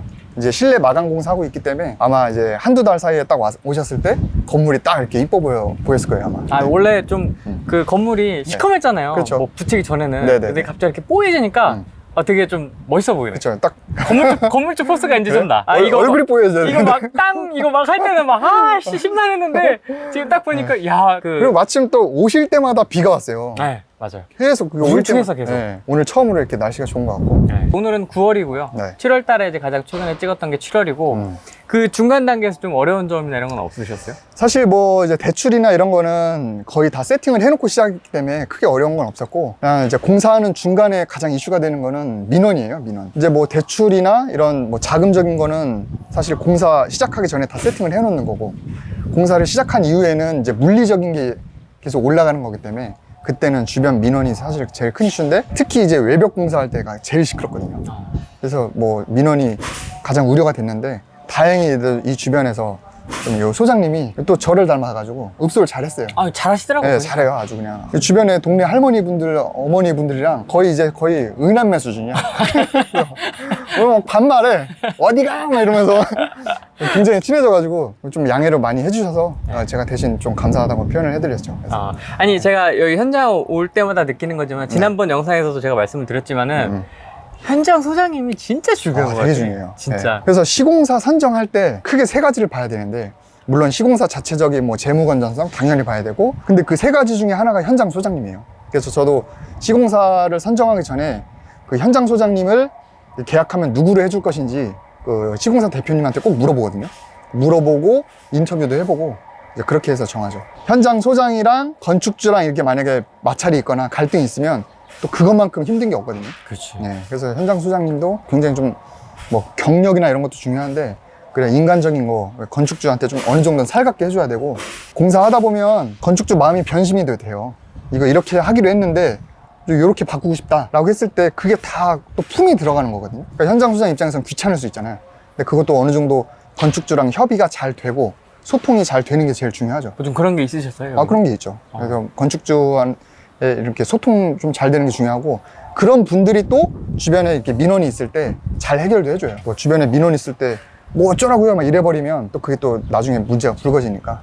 네, 그런 게 아니, 중요하죠. 이렇게 보니까 쭉 4월부터 이렇게 쭉 봤잖아요. 이 건축이라는 게 건축 지식과 이런 걸로만 되는 게 아닌 것 같아요. 그럼요. 보니까 이게 사람이 하는 거고, 다 이렇게 같이 인근에 인접해서 사는 거다 보니까 이 사람에 대한 이게 또 되게 중요한 것 같아요. 그래서 보니까. 이게 사실 다 읍소예요. 회사 다닐 때 9년 동안 영업했잖아요. 그게 사실 도움이 제일 많이 되고 있어요. 이 뭐 박는 소리 같은 게 좀 들리거든요. 네. 지금은 이제 큰 소음은 안 들어가는 것 그쵸. 같아요. 이제 뭐 그전에는 이거 보시겠지만 이거 외벽, 돌 막 자르고 잘라요. 막 그런 막 붙이고 막 했는데, 지금은 그래도 마감이니까 그 호치케스 같은 거 있잖아요.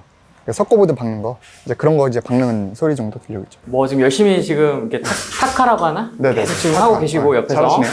네. 네, 지금 피부 안쪽 네, 분홍색 핑크핑크합니다. 네. 왜 핑크지?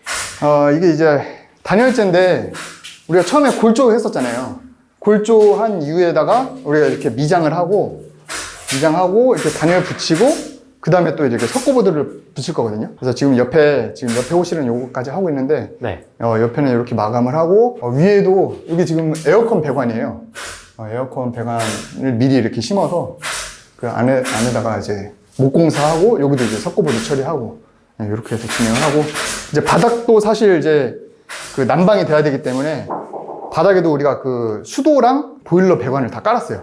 다 깔고, 그 다음에 여기도 단열 처리하고, 여기는 이제 몰탈 해서 여기도 바닥 다 했고, 그 다음에 요 위에다가 이제 장판이 들어가죠. 저는 데코 타일을 할 건데, 이제 장판 들어가고 해서 사실 이거는 금방 합니다. 이거 하고 거의 다 했기 때문에. 창도 들어가 있고. 그렇죠. 이거 창문도 그때는 그냥 비어 있었는데 샤시까지 같이 하고. 네. 좋은 거네요. 저희 LG 걸로 쓰죠. LG. 사실 이 뭐 단열이나 이런 거는 그 법적 규격이 있어요. 법적으로 설계할 때부터 뭐 몇 티. 단열은 뭐 몇 티로 해라 이런 게 있기 때문에 뭐 이런 법적 규격에 맞게 다 하기 때문에. 아, 저기네. 스티로폴 같은 네네, 맞아요. 거네요. 외벽에도 합니다. 외벽에도 하고 실내에도 하고. 그리고 우리가 골조에서 이제 외벽 붙일 때 그 안에도 이제 단열재가 들어가고 내부에도 들어가고. 그 뭐 그런 이슈들 간혹 종종 있잖아요. 네.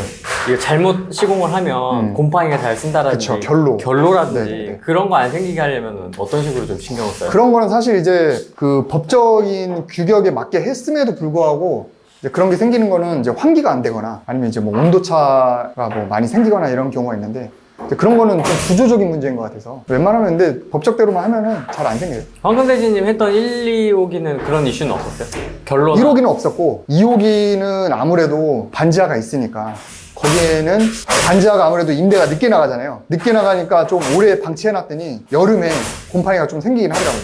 그래서 거기 좀 환기 좀 시켜주고 거기다 이제 곰팡이 방지 이제 다시 뿌린 다음에 다시 이제 내놓긴 했는데 이제 그런 거 같은 경우는 이제 생활 환경이라든가 여름에 엄청 더운데 계속 밀폐를 시켜놨더니 이제 그렇게 생긴 부분이라 향후에 관리를 어떻게 하느냐에 따라서도 좀 곰팡이 유무가 좀 달라지기도 하죠. 여기도 사실 이제 바닥은 이렇게 타일을 깔았고, 예. 웬만하면 다 타일로 합니다. 타일로 하고, 이제 여기는 이제 벽지는 합지로 할 거고, 이제 우리가 살고 있는 데는 여기는 데코 타일로 할 겁니다. 데코 네. 타일로 하고, 이제 나와보시면, 이제 복도는 마감이 많이 됐거든요. 이제 올라갈게요. 붙였어. 베이지색. 내려가요, 내려. 여기도 베이지입니다. 아, 여기도 베이지로. 네. 그래서 지금 여기도 그 계단실 창문도 이렇게 했는데 이게 지금 소방창이에요. 그래서 불 났을 때 소방관이 바로 이렇게 창문 깨고 들어오려면 이렇게 통으로 창이 이렇게 큰 게 있어야 되는 게 또 건축법이 생겼거든요. 오, 많이 붙였어요. 여기도 다 하고 있죠. 단열재 붙이고 있고. 틀도 붙였고, 네. 이것도 붙였고. 근데 여기 보일러실이거든요.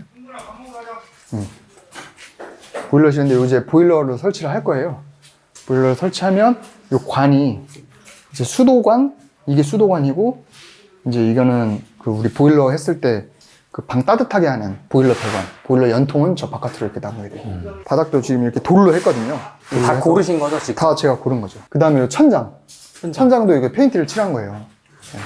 아, 그래요? 네, 페인트를 칠해서 이렇게 약간 물결 무늬처럼 이렇게 한 거고. 창틀이나 이런 게 좀 들어가고, 스위치도 붙어 있잖아요. 그렇죠. 문틀도 들어가 있고. 네네. 이게 좀 이제 집 같아 보인다, 이제. 그렇죠. 지금 화장실 문틀 해놨고, 화장실도, 붙였네. 네, 화장실도 이제 바닥 타일이랑 여기 타일 다 해놨죠.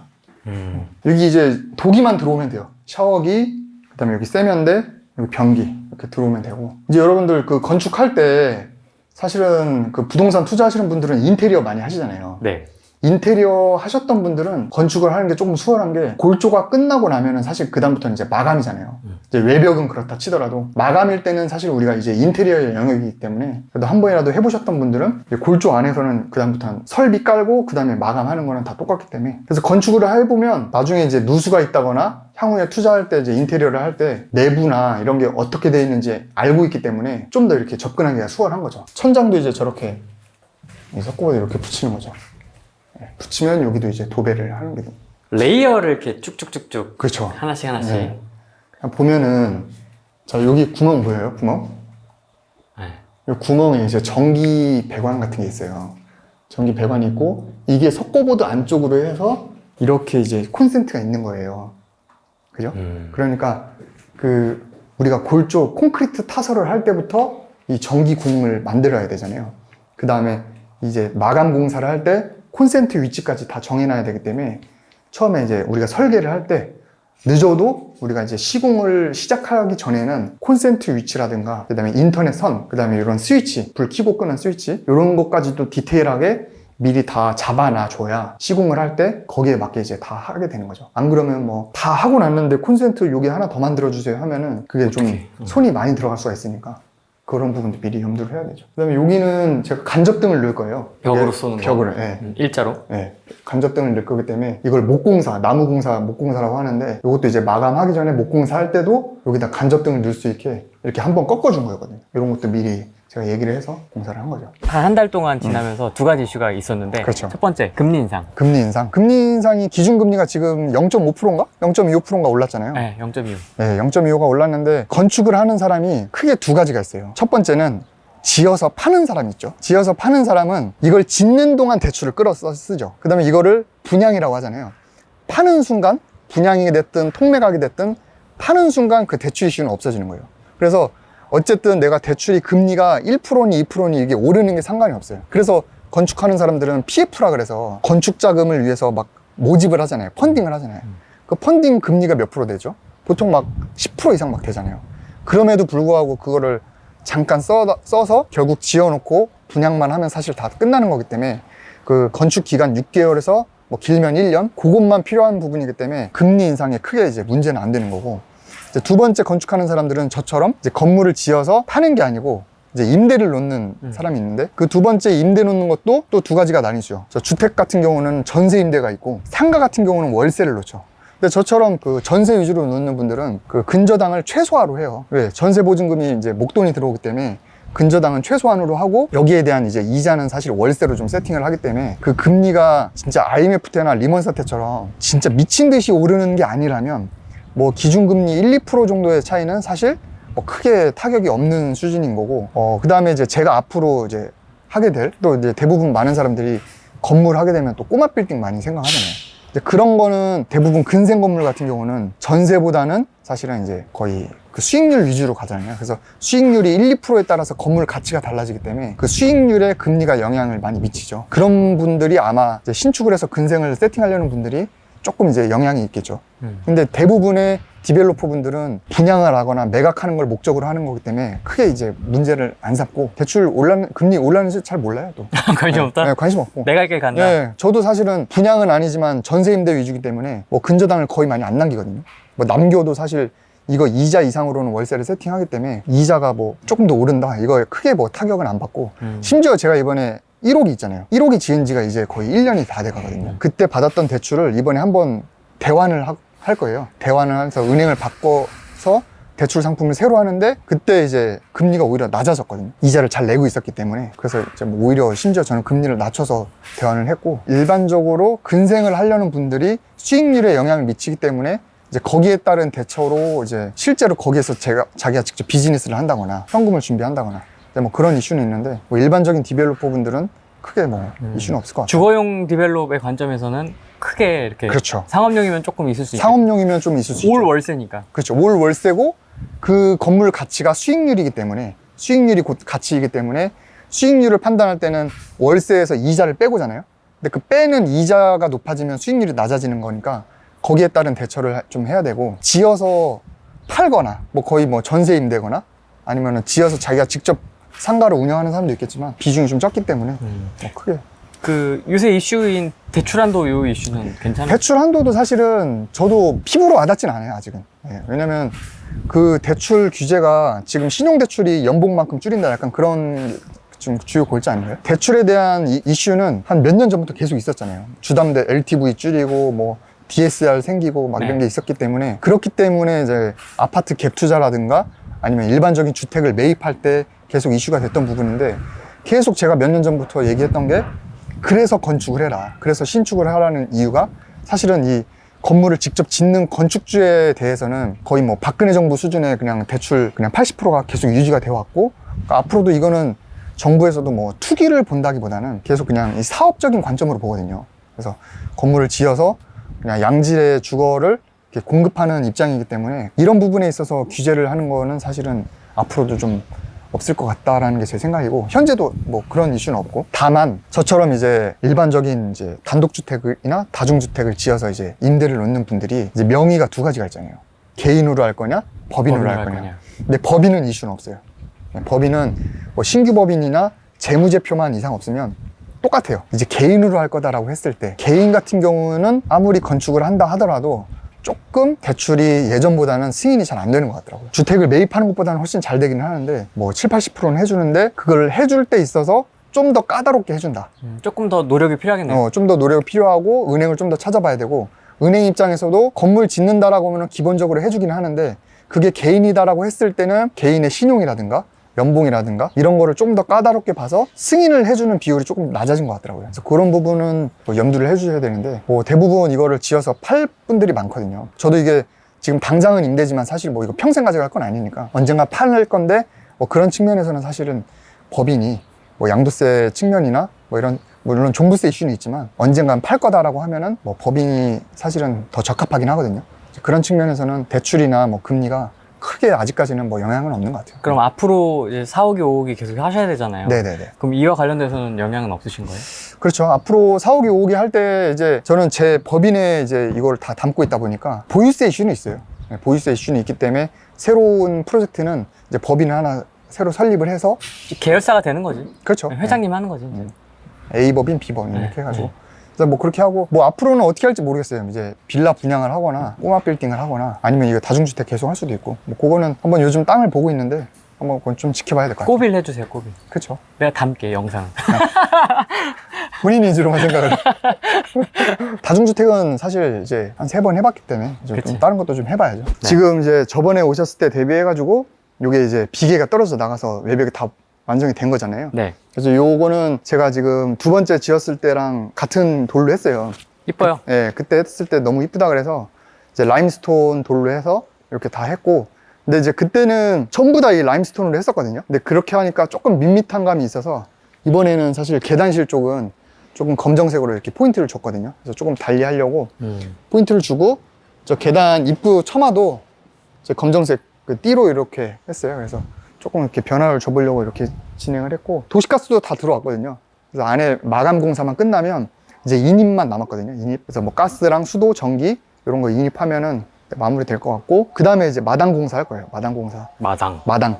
그래서 여기 이제 이 도로랑 연결하는 경계석이라든가, 그 다음에 주차장, 그 다음에 이 주변에 담벼락. 지금도 미장했는데 도색까지 해서 이 주변 마당 공사까지 끝나고, 이제 외벽에는 저 이제 외벽 등도 붙일 거예요. 여기 집원 딱지랑 이제 건물 딱지랑 이렇게 하면은 이제 건물이 다 완공이 되죠. 이제 얼마 안 남았습니다. 네, 한 달 정도 뒤면 추석 끝나면. 네, 그때 또 오셔가지고 완공된 거 한번 보시고, 그때는 이제 실내 가구도 아마 들어올 거예요. 그 정도까지. 네, 거의 들어오면- 뭐 95% 이상 완성돼요. 그렇죠. 임차인만 들어오면 되는. 네, 그런 알겠습니다. 상황에서, 그러면은 네, 추석 끝나고 또 네. 10월 달에 한번 뵙도록 하겠습니다. 그때도 뵙겠습니다. 네, 반갑습니다. 후레입니다. 안녕하세요, 황금대주입니다. 네, 오늘 프린세스 메이커로 치면 네, 마지막 날, 네, 운명의 날. 운명의 날입니다. 네, 그래서 여기 신축, 황금대주님의 신축 과정을 네. 저희가 4월부터 보여드리는데 이제 10월 오늘까지 해서 이제 마지막. 오시느라 고생 많으셨어요. 네, 문짝도 달렸고요. 네, 거의 이제 다 된 거 아닙니까 이제? 거의 뭐 98%, 99%라고 보시면 돼요. 그냥 도배 장판 하고 있고, 그리고 나서 뭐 가구도 다 들어왔거든요. 그리고 이제 뭐 칸막이 중문 요것만 들어오면은, 그래서 지금 준공 서류 준비하고 있어요. 거의 어려운 거는 거의 끝났다고 봐야 되겠네요. 그렇죠. 이제는 뭐 사용 승인 신청을 하면 또 구청에서 이제 그 특검이라 그래가지고 다른 건축사가 와서 이거 제대로 지었는지 확인하는 과정이 있거든요. 그것까지 딱 끝나면 이제 건축물 대장이 나오게 되죠. 그거는 이제 이번 달, 지금이 10월 14일인데 이번 달 안에 이제 그거까지 마무리를 할 것 같아요. 건축물 대장이 나오면 네. 사람으로 치면 출산을 한 거죠. 출산. 네. 그러면은 이제 산부인과에서 태시랑 혈액형이랑 뭐 누구 애기 엄마 이름 써있고 뭐 그런 거를 주거든요. 태시 못 바꾸게 테이핑을 하잖아요. 그게 이제 건축물 대장이고, 그걸 가지고 동사무소에 가서 출생 신고를 하면 그 주민번호가 나오잖아요. 그 다음에 이제 등본 딱 뗐을 때 딱 찍히잖아요. 네. 그게 이제 우리가 얘기하는 취득세를 내고 등기부등본을 발급하는 거예요. 그렇게 하면 이제 임대를 할 수 있죠. 왜냐면 임차인들이 들어올 때 거기에 그 건물에 근저당이 얼마 있나 이런 거 확인하려면 그건 등기를 떼야 나오잖아요. 그러니까 이제 건축물 대장 나오고 취득세 내면서 등기까지 다 나와야 그 다음에 이제 임대가 가는 거죠. 그러면 임대까지는 얼마나 남았죠? 근데 보통 이제 손님 끌어오는 거는 건축물 대장 나오면 바로 끌어오긴 하죠. 끌어오다가 이제 그 등기는 건축물 대장 하고 취득세만 바로 내면은 이제 1, 2주 안에 또 나오거든요. 그러니까 그 사이에 손님들은 계속 해가지고 하고, 이제 그 계약서 쓰는 거는 등기 나오자마자 이제 임대차 계약을 하고 바로바로. 그러면 아직 다 완전히 세팅은 된 건 아니지만은 이제 수익적인 부분이 궁금합니다. 저희가 이제 과정은 받고, 그렇죠. 어디가 중요한 포인트였고, 뭐 이런 거 이제 받고, 어려운 건 이제 다 끝났고, 뭐 전세, 월세, 뭐 세팅을 어떻게 그렇죠. 하실 건지. 네. 일단은 이 건물 짓는데 총 원가부터 얘기를 하면, 이제 토지 매입하는데 10억, 그 다음에 건물 짓는데 7억, 그 다음에 부대 비용 1억 정도 해서 한 18억 정도가 들었어요. 네. 뭐 영상 꾸준히 보신 분은 아시겠지만 이제 저는 이게 3번째잖아요. 3번째니까 그 에쿼티가 그래도 모자르진 않았어요. 충분히 여유가 있어서 그 중에 제가 18억 중에 9억을 대출 받고 9억은 이제 내 돈으로 했고, 근데 이게 좀 자금 여유가 있어서 이렇게 한 거고, 일반적으로 하면은 한 6억, 5, 6억 정도 있으면 이 18억짜리 프로젝트를 할 수 있어요. 대출 더 땡기고 시공사 외상도 좀 하고 그렇게 해서 할 수 있는 사이즈고, 그렇게 해서 이제 은행 대출 9억 받고 제 돈 9억으로 했잖아요. 그리고 나서 이제 요거를 저는 이제 전세 위주로 놓을 겁니다. 전세 위주로 놓으면은 지금 이게 층당 방이 3개예요. 3개인데 우리가 이게 반지하 빼고 1, 2, 3층이 있잖아요. 네. 그럼 방이 9개네. 네. 9개니까 이거는 지금 여기랑도 가깝고 방도 크고 해서 방당 저는 이제 1억 6천 정도 보고 있거든요.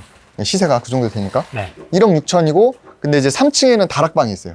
다락방이 같이 있으니까 그건 한 1억 9천에서 2억 정도. 네. 네, 보면은 그렇게 해서 전세 보증금을 다 합하면 한 15억 정도 되거든요. 그러네, 15억 정도. 15억 정도 돼서 그러면 이제 18억이 들었는데 전세 보증금이 15억이 들어오니까 내 돈이 이제 3억이 묶이는 거잖아요. 3억이 묶이는데 이 건물에 이제 근저당을 처음에 내가 9억 대출 받았잖아요. 근데 이제 9억을 그대로 유지하진 않고 한 6, 7억 정도를 남겨놓으려고 해요. 그래서 한 6억 정도 남겨놓으면 그 중에 3억은 풀피가 되는 거죠. 왜냐면 3억은 묶이니까. 네. 네, 그래서 3억은 풀피가 되고 그 나머지 이제 이자를 내야 되잖아요. 이자를 내는 거는 한 6억 남긴다고 하면은 한 180 정도? 170, 180 이 정도 이제 되니까 반지하는 이제 월세로 돌리는 거죠. 그걸로 이제 한 150만 원 정도 하면은 이제 충당하고 아, 반지하도 3개예요? 3개. 그럼 50만 원씩 3개. 3개. 하니까 이제 이자를 충당하고 조금 부족하잖아요. 그거는 이제 내가 투자금을 최소한으로 하기 위한 이제 뭐랄까 좀 들어가는 비용이라고 생각하거나 아니면 이제 관리비를 받아서 좀 충당하는 방법도 있고요. 그렇게 해서 이제 최종적으로 보면 한 3, 4억 정도 풀피. 아. 3, 4억 풀피에 이제 건물 보유. 이렇게 이제 건물 보유. 그럼 처음에 제가 9억 가지고 했으니까 3, 4억 정도 풀피 하면은 한 13억 정도? 12, 13억 정도? 다시 이제 회수가 되는 거죠. 되게 재밌다. 네. 왕창 회수되네. 네네. 왕창 돈이 들어가지만은 그렇죠. 왕창 또 회수가 되네요. 근데 이제 여기서 세팅을 개인의 성향마다 달리 하는 거예요. 그래서 나는 더 공격적으로 하고 싶어. 그래서 반지하까지 다 전세를 넣어버리면 올전세. 올 전세를 해버리면 대신에 이제 이자를 못 내니까 근데 내가 따로 사업소득이나 아니면 다른 부동산에서 월세를 받고 있는 게 있다. 그러면은 이제 이자는 내가 충당을 하는 거고 대신에 투자금 회수를 더 극단적으로 하겠다라고 하면은 한 6, 7억 정도 더 이제 되는 거죠. 대표님 그 1, 2억에 할 때는 직장인 신분 아니셨어요? 맞아요. 그럼 지금도 직장인 신분이에요. 그럼 그때는 어떻게 하셨어요? 그때도 다 전세를 했죠. 올전세로. 네, 거의 전세. 그러니까 그때 1, 2억인으로 근저당 남겨놓는 것만큼 반전세나 월세로 그 이자만큼만 딱 해놓고 나머지는 전세로 하면은 투자금 회수되고도 조금 더 되거든요. 그러니까 이제 그거 계속 불려서 이제 요거 한 거고. 근데 1, 2억에 할 때는 제가 인터뷰할 때 들었을 때는 굉장히 빡빡하게 돌아간 걸로 제가 기억을 그렇죠. 하고 있거든요. 그때는 에쿼티가 적었으니까. 네. 근데 지금은 정말 빡빡했었는데 지금은 완전히 여유 있네. 그렇죠. 그러니까 지금 사실은 제가 에쿼티 9억으로 한 거잖아요. 9억으로 요 정도 사이즈 신축을 하기에는 너무 아까운 거죠. 그러니까 9억이 있으면 더 큰 거 할 수 있는데 더 큰 거 할 수 있는데 이때 그냥 땅도 괜찮고 입지도 괜찮고 그래도 빨리빨리 하려고 일단 한 번 더 해보려고 좀 여유 있게 한 거지. 사실은 내가 9억 정도 있으면은 이 18억 정도 프로젝트 하는 게 아니고 그냥 뭐 한 30억짜리 프로젝트나 이 정도 해도 사실은 충분히 할 수 있는 사이즈긴 하죠. 요거는 세입자는 뭐 그런 식으로 그렇죠. 대략적으로 완전히 다 세팅은 안 됐지만 그런 식으로 할 거고 그럼 이제 향후 2년 후가 됐든 4년 후가 됐든 이 건물을 이제 어떻게 하실 생각이신지. 지금 뭐 아시다시피 그 제 건물들이 다 여기 연신내역 근처에 포진해 있어요. 네. 근데 지금 GTX A 공사를 하고 있거든요. 그래서 교통 호재라는 거는 제가 알기로는 정부 발표 났을 때, 그 다음에 첫 삽 뜰 때, 그다음 개통됐을 때 이렇게 3번에 거쳐서 좀 뭔가 호재 국룰이지. 국룰이잖아요. 네. 그래서 요거 이제 개통이 2024년 정도 보고 있다고 하니까 지금 한 3년 정도 남았죠. 그래서 3년 정도나 3, 4년 뒤에 이제 요거 어느 정도 호재빨 받으면 그때 매각하는 걸로 저는 계획을 하고 있고 뭐 GTX가 뭐 늦어질 수도 있고 뭐 근데 어쨌든 뭐 공사를 시작하고 있으니까 뭐 이게 뭐 가다가 영영 멈추는 건 아니라고 생각해서 그때까지는 버틸 예정이고 아파트 같은 경우는 보통 10년 정도 지나면은 한 준신축 이렇게 하고 그 전까지는 그래도 신축 아파트로 보잖아요. 네. 이제 원룸 건물은 한 4년 정도 보거든요. 4년까지는 그래도 신축 원룸. 그러니까 세입자 2바퀴 돌릴 때. 그다음에 이제 3바퀴 때부터는 조금 이제 약간 준신축. 그다음에 이제 이게 10년 됐다? 그러면 약간 이제 구축. 그렇게 생애 주기가 짧아. 그래서 보통 이제 준신축 되기 전에 신축일 때 이제 넘기는 게 가장 왕비일 때 시집 보내는 거죠. 그렇죠, 그렇죠. 근데 호재빨 받고 준신축 넘어가기 전에 그때 이렇게 매각을 하는 걸 저는 생각을 하고 있죠. 명확한 엑시트 시점이 있네요, 여기는. 시점은 있죠. 네. 딱 GTX라는 명확한 딱 기준이 있으니까. 그렇죠. 그 매도 타이밍 잡기가. 그때 이제 한 3, 4년 뒤에 정부 시책이라든가 뭐 규제라든가 이런 것도 좀 영향을 많이 받겠는데 뭐 그것까지는 제가 예상을 못 하니까 그것도 한번 이제 종합적으로 고려를 해봐야죠. 자, 저희가 화장실부터 좀 보여드리려고 하는데 정말 이제 완성이 다 됐습니다. 그때 설명드렸던 게 이제 생각이 나네요. 위에 공간을 이렇게 까맣게 띄우고 틀 만드는 작업을 맞아요. 설명을 해주셨던 것 같은데 네네. 그렇게 딱 진짜 됐네요. 이제 문틀도 들어왔고 이 안에 보시면 이제 그 변기랑 세면대랑 이제 샤워기가 따로 있어요. 샤워 부스로. 야, 저 살 때는 저런 거 유리 저런 거 안 해줬거든요. 아, 그쵸. 물 튀는 거 그래갖고 한 번 샤워하면 휴지까지 다 젖고 막 그랬는데 야, 이제 요새는 이런 거 다 해주는구나. 그렇죠. 해바라기 샤워기는 좀 너무 사치 않냐? 약간 복지 차원에서? 네, 이런 디테일이 있어야 또 세입자들이 또 선호하거든요. 아니 너무 좋은데? 네. 이렇게 이게 이제 샤워 부스를 여기다 이렇게 유리를 칸막이를 하잖아요. 이 칸막이를 지지해줄 이 봉이 필요해요. 네. 이 봉이 이렇게 가야 되니까 원래 창문이 좀 더 이쪽에 와 있었어요. 네. 그러면 이 봉을 설치해야 되는데 이 창문이 이쪽으로 와 있으면 봉 설치가 안 되잖아요. 네. 그래서 제가 이 창문을 계산을 해서 창문을 이쪽으로 밀착한 거예요, 일부러. 이 봉 설치하려고. 샤워기. 이게 있어야지 단단하니까. 들어오면은 여기는 이제 에어컨이 들어갈 거거든요. 네. 에어컨이 여기 들어가고, 그 다음에 이제 창문 같은 경우는 일반적으로는 이렇게 그냥 뭐지? 좀 좁은 건데 이제 오피스텔에서 쓰는 창문처럼 뭔가 좀 개방감 있게 하려고 좀 큰 창으로 했고, 이 밑에는 픽스 창이에요. 안 열려요. 안 열려서 이 난간 대신에 이걸 안 열리게 해서 요 위에만 열릴 수 있게 이렇게 한 거고요. 저게 의무적으로 저렇게 해야 되는 거죠? 그쵸. 그 다음에 이제 이런 간접등을 제가 계속 넣었는데 이게 좀 반응이 좋더라고요. 그래서 이걸 했을 때 좋아서 이 간접등도 일부러 목공사할 때, 그러니까 나무로 공사할 때 간접등 넣을 수 있게 제가 일부러 이렇게 신경을 썼고, 에어컨만 들어오면 되고, 이제 뭐 아까 얘기한 코맥스 요거랑 보일러는 이렇게 린나 있고, 그 다음에 옷장도 넣었죠. 옷장도 2통 반. 2통 반으로 해서 이렇게. 그래서 세입자들 원룸에서는 이제 옷장은 거의 필수거든요. 뭐 필수기 때문에 그 전에 2호기까지는 제가 책상도 넣었어요. 책상도 넣었는데 세입자들이 책상을 빼달라는 요청도 있거든요. 근데 필요하면은 또 본인들이 사오니까 차라리 그냥 빌트인으로 책상 하는 것보다는 그냥 책상 놓을 공간만 마련해주고 그냥 뭐 안 하는 게 더 좋을 것 같아서 그렇게 그냥 옷장을 오히려 반 통을 더 늘렸죠. 그래서 맞아요. 책상을 이게 다 취향이 다르잖아요. 맞아요. 높이나 크기나 넓이나 이런 게 다 달라서 저 도생에 있을 때도 좀 약간 책상 같은 걸 놨는데 너무 높아. 책상이 좁고 아, 그치. 그런 경우가 뗄 수도 있잖아요. 없고, 그지? 그 되게 난감했던 맞아요. 기억이 있는데 차라리 이게 나은 것 같아. 차라리 그래서 수납을 더 주는 게. 책상을 뺐고, 또 대학가 원룸 이런 데 보면은 고시원이나 이런 데 보면 침대도 있잖아요. 근데 침대는 이런 원룸은 사실 원룸 치고 꽤 크잖아요. 보시면 알겠지만 좀 저 바깥에 중문도 있고, 그러니까 크기 때문에 가격대가 좀 있어요. 1억 중반 정도 하니까 뭐 대학생보다는 사회초년생들이 많이 오거든요. 근데 사회초년생들은 이제 뭐 여자친구도 좀 데려와야 되고, 또 여자로서 외부인 출입 가능합니까? 가능하죠. 지인들도 와야 되니까. 그래야 또 돈도 아끼고, 그죠? 근데 그러면서 남이 잤던 침대에서는 잘 안 자려고 해요. 그치. 그래서 침대도 요즘엔 다 가져오더라고요. 그래서 가구는 책상 침대는 빼고 그냥 옷장만 넉넉히 넣는 걸로 그렇게 해서 괜찮은 것 같아. 이제 뭐 신발 흙먼지 날 수 있으니까 신발장은 바깥에다 놨고 이걸 딱 닫게 되면은 딱 아늑하게 되는 거지. 조용하겠다. 네, 조용하죠. 딱 닫으니까 확 조용해지죠. 근데 여기도 사실 뭐 옷장을 이만큼 더 빼도 되는데 뭐 이런 기기들도 있고 또 이런 여유 공간을 만들어줘야 세입자들이 본인들이 쓰던 또 서랍장이나 이런 게 있거든요. 그래서 그런 것도 놓을 자리도 좀 마련을 해주는 게 좋아서. 이거 지금 평수는 이 정도 하면은 한 8평 정도 돼요. 이 방 크기만 해서 한 6평 정도 될 거고, 이 신발장이랑 저 화장실 쪽 저 공간 합쳐서 한 2평? 제가 있었던 데보다 조금 넓은 것 같아. 그래서 뭐 요즘에 구분을 해주는 걸 좋아하더라고요. 화장실이랑 신발장 다 구분을 해줘야 이 안에서만 좀 아늑하게 쓸 수 있게. 요 중간에 낀 거잖아, 이게. 그렇죠. 근데 여기도 괜찮네.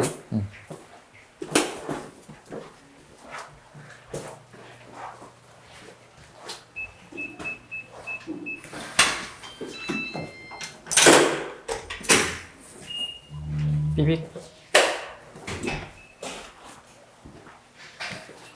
여기는 이제 바로 들어오면 이제 화장실이 있거든요. 네. 근데 여기는 화장실이 아까 봤던 그 호실보다 조금 더 길게 뺐어요. 길게 빼서 여기 들어와 보시면 아까는 변기가 있고 세면대 있고 그 뒷면에 이제 샤워기가 있었는데 여기는 그냥 다 옆으로 빼가지고 여기 샤워부스가 아예 그냥 옆에 따로 이렇게 이렇게 했어요. 여기 들어오면은 이제 여기는 아직 가벽 공사를 안 했는데 여기는 에어컨 배관이 2개죠. 여기도 에어컨이 들어가고, 그 다음에 저쪽도 들어갑니다. 2개. 그렇죠. 2개. 왜 2개냐면, 이게 아직 공사가 조금 덜 됐는데, 여기 이제 보면은 간접등이 여기만 있잖아요. 네. 여기만 있어서 이 간접등 사이 여기를 해서 그 합판으로 여기 벽을 만들 거예요. 벽. 쭉 이렇게. 왜요? 구분하는 거죠. 여기는 침실, 여기는 거실. 아. 그리고 여기다가 이제 중문을 만들 거예요. 여기다 이렇게. 가장 마지막에 하려고 지금 요거 공정이 좀 빠져 있어요. 그래서 여기 벽을 가운데로 두면 이제 중문을 열고 이렇게 들어가면 이제 여기 침대가 있겠죠. 침대가 있고 옷장이 이제 여기 있고 그다음에 여기 창문 있고 에어컨도 이제 침대방이 여기 따로 있는 거고. 그리고 이제 문을 열고 나가면 이제 여기는 거실처럼 쓸 수 있는 거죠. 이만큼. 그래서 창문이랑 간접등도 여기까지만 딱 하고 뭐 여기 간단하게 뭐 앉아가지고 뭐 TV 봐도 되고 그렇게 됩니다. 여기 바닥 갈라진 건 뭐예요? 이거는 뭐 괜찮- 크랙인데 괜찮아? 어차피 여기 몰탈 치면은 다 이렇게 갈라지긴 하는데 어차피 여기다 다 데코 타일이라고 바닥재를 또 깔 거예요. 깔면 상관없어요. 특별히 이상이 있는 건 아니죠? 네네. 처음에는 여기 중문 안 하려고 그랬어요. 안 하고 그냥 다 통으로 쓰려고 했는데 요즘에 또 임차인들 원하는 니즈나 트렌드가 좀 구분되어 있는 걸 좋아하더라고요. 그래서 이것도 나눠서 했는데 그 설계하는 분이 건축사님이 설계하면서 이거 나눠도 법적으로 문제 없다고 하셔가지고 그 중간에 이렇게 설계도 바꿨어요. 이렇게 나누는 걸로. 에어컨도 사실은 나누기 전에는 여기에만 있었는데 요거 나누면서 그럼 여기도 에어컨이 있어야겠다 싶어서 여기도 하나 추가를 한 거죠. 에어컨은 기본으로 들어가 있는 거잖아요. 에어컨은 이제 하나 기준으로 견적을 받았죠. 여기 시공사랑 계약할 때. 근데 이제 중간에 제가 이거를 바꾸면서 에어컨을 추가하니까 요거는 이제 추가 비용을 좀 내야죠. 아까 옆방은 하나고. 오. 아까는 이제 옆방은 통으로 쓰고 이제 부엌이 이제 따로 있었고 요거는 이 방 전체를 둘로 나누는 거니까 에어컨이 두 개 있어요. 그럼 여기는 조금 전세금을 더 받을 수 있어요? 근데 이제 사이즈는 똑같아요. 사이즈는 둘 다 8평이어서 임대료는 동일하게 받고 대신에 이제 구조가 다른 거죠. 여기는 작은 공간이 2개가 있는 거고 아까 옆에는 큰 공간 하나를 쓰는 거고 벽지도 그냥 화이트로 했어요. 벽지 이제 화이트인데 뭐 그냥 뭐 좀 특이하게 하려고 하는 것보다는 많은 사람들이 대중성 있게 그냥 무난한 걸 하는 게 제일 좋을 것 같아서 세입자 들어오고 하면 뭐 그때 한번 또 놀러 오시면은 세입자 인터뷰를 해야 되겠다. 세입자? 집주인은 어떤가요? 저처럼 좋은 집주인도 없어요. 아니, 집주인들은 원래 다 자기가 좋은 줄 알아? 제일 친절하다고 세상에서 제일 착한 집주인이라고 생각하잖아. 웃잖아 지금 봐봐. 근데 저는 건물 지금 2개 세입자들 다 있는데 뭐 나가겠다 이런 사람 없어요. 아직 잘 살고 있어요 다. 까봐야 아는 거지. CCTV도 달렸고요. 그렇죠. 저 등은 있었나 없었나 기억이 안 나는데. 이거 등도 아마 최근에 단 걸 거예요. 최근에 달고 그 다음에 이제 이 샤시 색깔 보면 안에서 봤을 때 하얀색이었거든요. 근데 바깥에는 이제 검은색으로 색깔 정할 수 있어요. 이것도 창문 색도 정할 수 있고. 창문 약간, 색을 정하는 거예요? 창문 색도 약간 그렇죠. 약간 에메랄드 약간 빛으로 해서 정하고.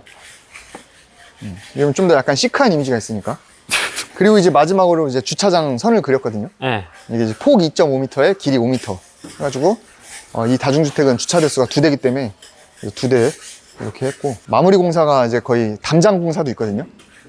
이 옆집이랑 이 담이 있는데 처음에 이 막 담이 막 무너지려고 그랬어요. 그래서 이거 다 미장을 하고 좀 단단하게 고정하는 작업 깔끔하게 그것도 이제 저희가 한 거고 막바지를 좀 깔끔하게 청소하는 작업을 하고 있는 겁니다. 이제 주차장 선 그리고 그래서 보시면은 이 도로보다 후레이님 밟고 있는 도로보다 여기가 좀 낮아요.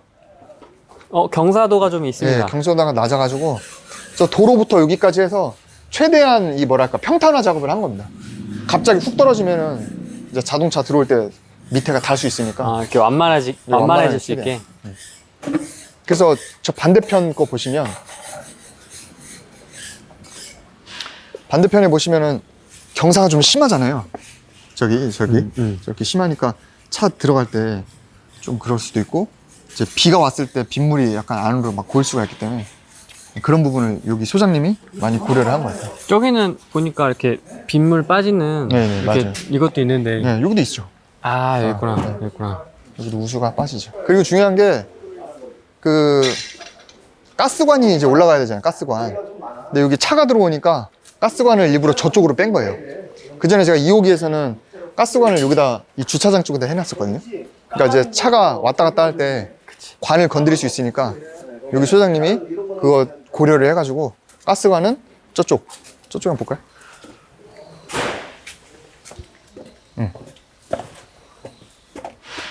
여기도 이제 그 서울시 도시가스랑 연결을 해가지고 이렇게 와서 이런 가스관을 이제 이쪽 벽면 타고 올라가게 한 거죠. 예. 근데 제가 2호기 때는 이런 배관이 주차장 쪽에 있었거든요. 그러면 이거 왔다 갔다 할 때 차가 좀 불편할 수 있으니까 여기다가 이렇게 한 거죠. 와, 저 가시 달린 거 봐. 이것도 이제 못 올라가게 하려고.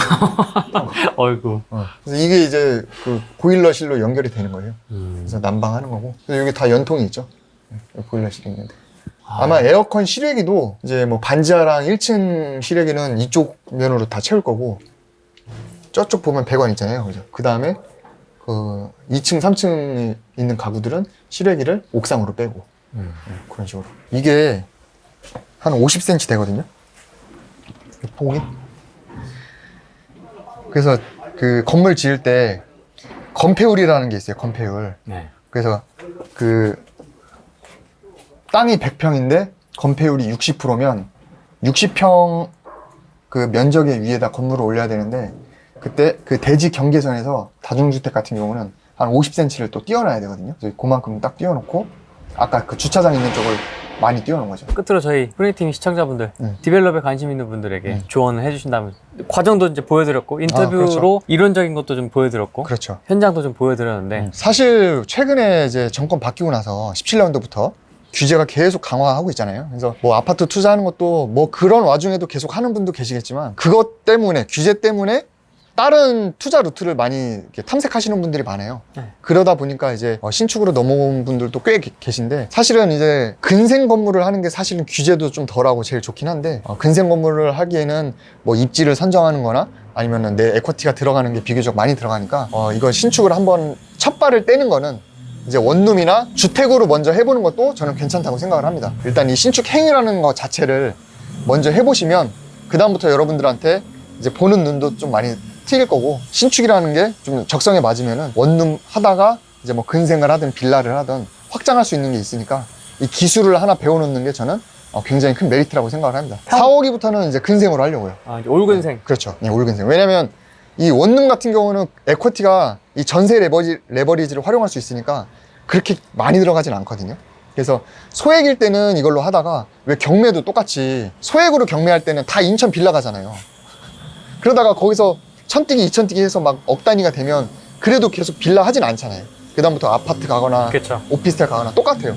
신축도 신축하기에 돈이 비교적 적은 거는 이제 이런 구도심에 이제 원룸부터 시작을 하고, 그렇게 해서 자산 늘리고 이렇게 하다 보면 그 다음부터는 빌라 분양할 수도 있고, 이제 꼬마 빌딩 근생 건물을 할 수도 있고, 그렇게 해서 자산이 더 불어나면 이제 저기 멀리 보이는 오피스텔 있잖아요.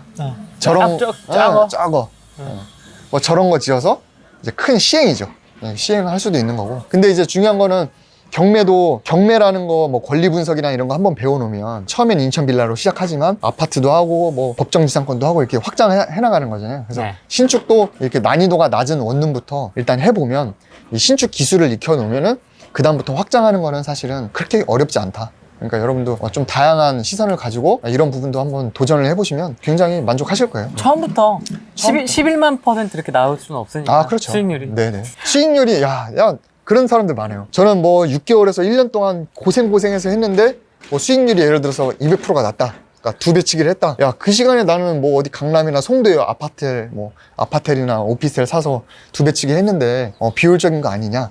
이제 그렇게 말씀하시는 분도 있는데, 뭐 효율로 치면은 그게 나올 수도 있는데, 제가 얘기하는 거는 꼭 수익성도 수익성인데, 이 신축 행위라는 거를 해보는 경험과 그 기술, 뭐 그런 거를 먼저 배워놓는 게 이제 그냥 아파트 투자해서 갭 투자해서 올라가는 것보다는 나에게 뭔가 투자 기술을 체득화 시켜놓은, 이게 저는 굉장히 큰 메리트라고 보거든요. 그래서 그 부분을 여러분들이 일단 익혀놓으면 나중에 뭐 하락기가 왔을 때라든가 아니면은 뭐 내가 좀 다양한 투자를 하려고 할 때 이런 거를 좀 기술을 발휘할 수 있으니까 한 번쯤은 경험해보는 게 좋은 것 같아요. 1호기, 2호기, 3호기가 지금 다 지역도 달랐고 물건도 달랐기 때문에 여기서 발생하는 돌발 변수들도 다 달랐을 거란 말이죠. 그렇죠. 그러니까 거기서 쌓이는 내공들이 큰 자산이 될 것 같아요. 그렇죠. 신축 행위라는 거를 한번 해본 사람은 안 해본 사람이랑 또 이게 갭이 크거든요. 한 번, 두 번 해본 사람보다 안 해본 거와 0과 1의 차이가 훨씬 크니까 한 번만이라도 한번 해보는 게 굉장히 큰 의미가 있는 것 같다. 디벨롭을 잘하려면 법인명을 4글자로 해야 되나 봐.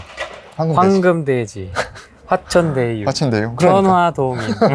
저는 엄두가 안 납니다. 아직도 한 번도 경험을 해보지 않아가지고 그쵸. 엄두가 안 나는데 이쪽에 필요하신 분들, 관심이 있으신 분들은 아래 링크가 있으니까 네네. 한번 둘러보시고 영상도 네. 있으니까 한번 보시고 네. 배워보시면 좋지 않을까 맞습니다. 싶습니다. 네. 제가 다음에 또 이거 뭐 4호기, 5호기 또 하게 되면 그때 또 새로운 건축물, 또 새로운 전략 이런 걸 또 제가 체득했을 때 그때 또 후랭이님 찾아뵙고 그때 또 소개해드리도록 하겠습니다. 네, 저렇게 큰 거. 큰 거? 알겠습니다. 저렇게 큰 거. 네, 좀 기다리세요. 알겠습니다. 오늘은 여기까지 하고 네. 긴 촬영이었습니다. 정말 한 고생하셨어요. 6개월 동안의 시리즈였고 네. 다음에 또 좋은 영상으로 네. 찾아뵙도록 하겠습니다. 네, 감사합니다. 고맙습니다. 네. 안녕.